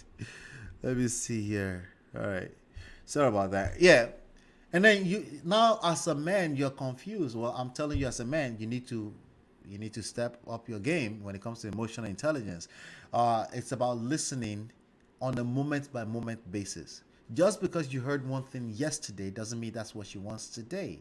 You have to be able to read and listen on a moment-to-moment basis. It's actually a lot more fun once you get into that space where you're comfortable doing that, right? And so we're supposed to read minds? Yes, goddammit, you're supposed to read minds. I'm telling you. No one is going to tell you. No, please don't put people in that place where they're supposed to be reading minds. Listen, you can say what you want. That's effectively what you need to learn how to do. You need to learn how to read some mind. You're never going to be good at it anyway. But imagine if you completely start telling yourself that you don't need to do that at all. It's going to backfire, you know? Yeah, let's go here. Eventually, it's gonna get to that point. Like, I mean, it takes time. We're not women. We don't understand the vagina. Some men be too excited. They fuck you too fast, like too rough. You know too why? hard. Because the last chick he was dealing with, like, yeah, fuck me faster, fuck me harder. Oh, so now because the last chick wanted that, now she should do it? Nah, that's not how it works. You can't do that. And to be frank, a lot of people do that. They project their bullshit on other people, right? They do, right? So, but that's on you. You're supposed to know that the last chick is not the same as next chick. There's something that's common to all of us, though. If you learn how to listen beyond just your own bullshit feelings, beyond just your own rhetorics, right? Like, be authentically interested in the person you're talking to at that point in time. If you learn how to do that, I think you will have a better shot at making your woman happy, right? So he come to you, he like, oh, I gotta fuck. Y'all can't front and tell that a nigga, if you topping a nigga off or having sex, the nigga like, yo, do your mouth like, he's gonna gesture you because he's gonna know what he likes. Niggas can't even eat pussy for real. But we need to be taught. We don't got pussy. Are you teaching the nigga how to eat your? So you expect a woman to teach you? Yeah, I'm sorry. It's not going to work. Shout out to T Shields. I see your comment. Thank you for the comment. We're past that topic right now. Sorry. We're past that topic. All right. You can watch the replay later. All right. Yes. So listen, if you move in this way, listen, I see women try to tell you something like, hey, maybe women, you see, they call them mommies and pygmies, I think they are fantastic ladies that are trying to learn the right thing. And they say, hey, they're holding other women accountable. Don't expect him to read minds. Stop. Don't set yourself up like that, gentlemen. You need to learn how to read minds. Okay? It gets easier over time because, again, there are patterns. There are behavioral patterns that you can learn over time. It's extremely predictable. Okay? But if you're not even engaging to learn it at all, then it comes off as people can't make up their own mind, right? Trust me, okay? You're going to have a better experience if you stop expecting women to teach you how to take care of them, okay? They're already teaching you. You're not listening. You need to watch their action. You need to learn how it works, right? And then start familiarizing yourself, and you notice it's only a matter of time that there are actually predictable behavioral patterns that women tend to show. One thing I can tell you right now is that a woman is not attracted to a man that expects to be taught. Listen, I still go through the same thing with my wife. Sometimes she wants me to know that thing ahead of time. That's just how she likes it. She doesn't like the fact that, why should I have to tell you? But I try my best because I try my best, right? She can also see that, and she gives me more than enough grace to go around, right? And that's some of the things that I want you to pay attention. I'm not asking you to be perfect. I'm asking you to be aware. The awareness is more than 50% of the battle won already. And then you pass some, and then you get some grace, and then you keep your woman happy. And not only that, let's be frank, you're happy as well. And you're happy that you have the skill set to take care of your woman. And this is not common sense. I promise you, this is not common sense. I'm speaking from a lot of experience, a lot of studies, and this is consistent for the most part. So maybe some exceptions here and there, but very unlikely that that's for you, all right? So, yes, that's basically what I have for you today. I really had a good time. We covered quite a lot of base today. There were one or two other topics that I would have loved to cover, but we're going to leave that till the next time, okay? I want to appreciate you for keep stopping by here. I want you to please go ahead and like, share, subscribe. Like, share, subscribe, share the video, keep sharing. There's a lot of, trust me, there's a lot of gems in this. This is not just about politics, not just about manosphere, it's not about trending topics. There's a lot of lessons that we're covering in these things, and I think that you will really be able, they will thank you for introducing you to this channel. If you just make it a point to share this video with at least one person, send it by email, send the link. I would extremely appreciate you for doing that. And shout out to the sponsors. Shout out to everyone. Every one of you. If you comment, you leave a chat comment here and there, anything like that. I don't care. Like, even after I've roasted you, right? I want to say thank you for helping us grow the platform. We will continue to have this conversation. All I'm doing is having conversations that you want to have, okay? But I will inject it with new material here and there. Like, for example, today, the biggest news today was about Ukraine versus Russia, or Russia versus NATO, or United States. You know, we talked about that in the beginning. So if you came here last minute in between, anything like that, feel free to go back to the beginning of the stream and watch it, okay? Watch the replay, put it on repeat. At the very end of this video, if you're watching this as a rebroadcast, you should see a series called The Game 100 for Men. You definitely want to make sure that you watch that one, all right? Thank you so much. We'll see you on the next one. Peace.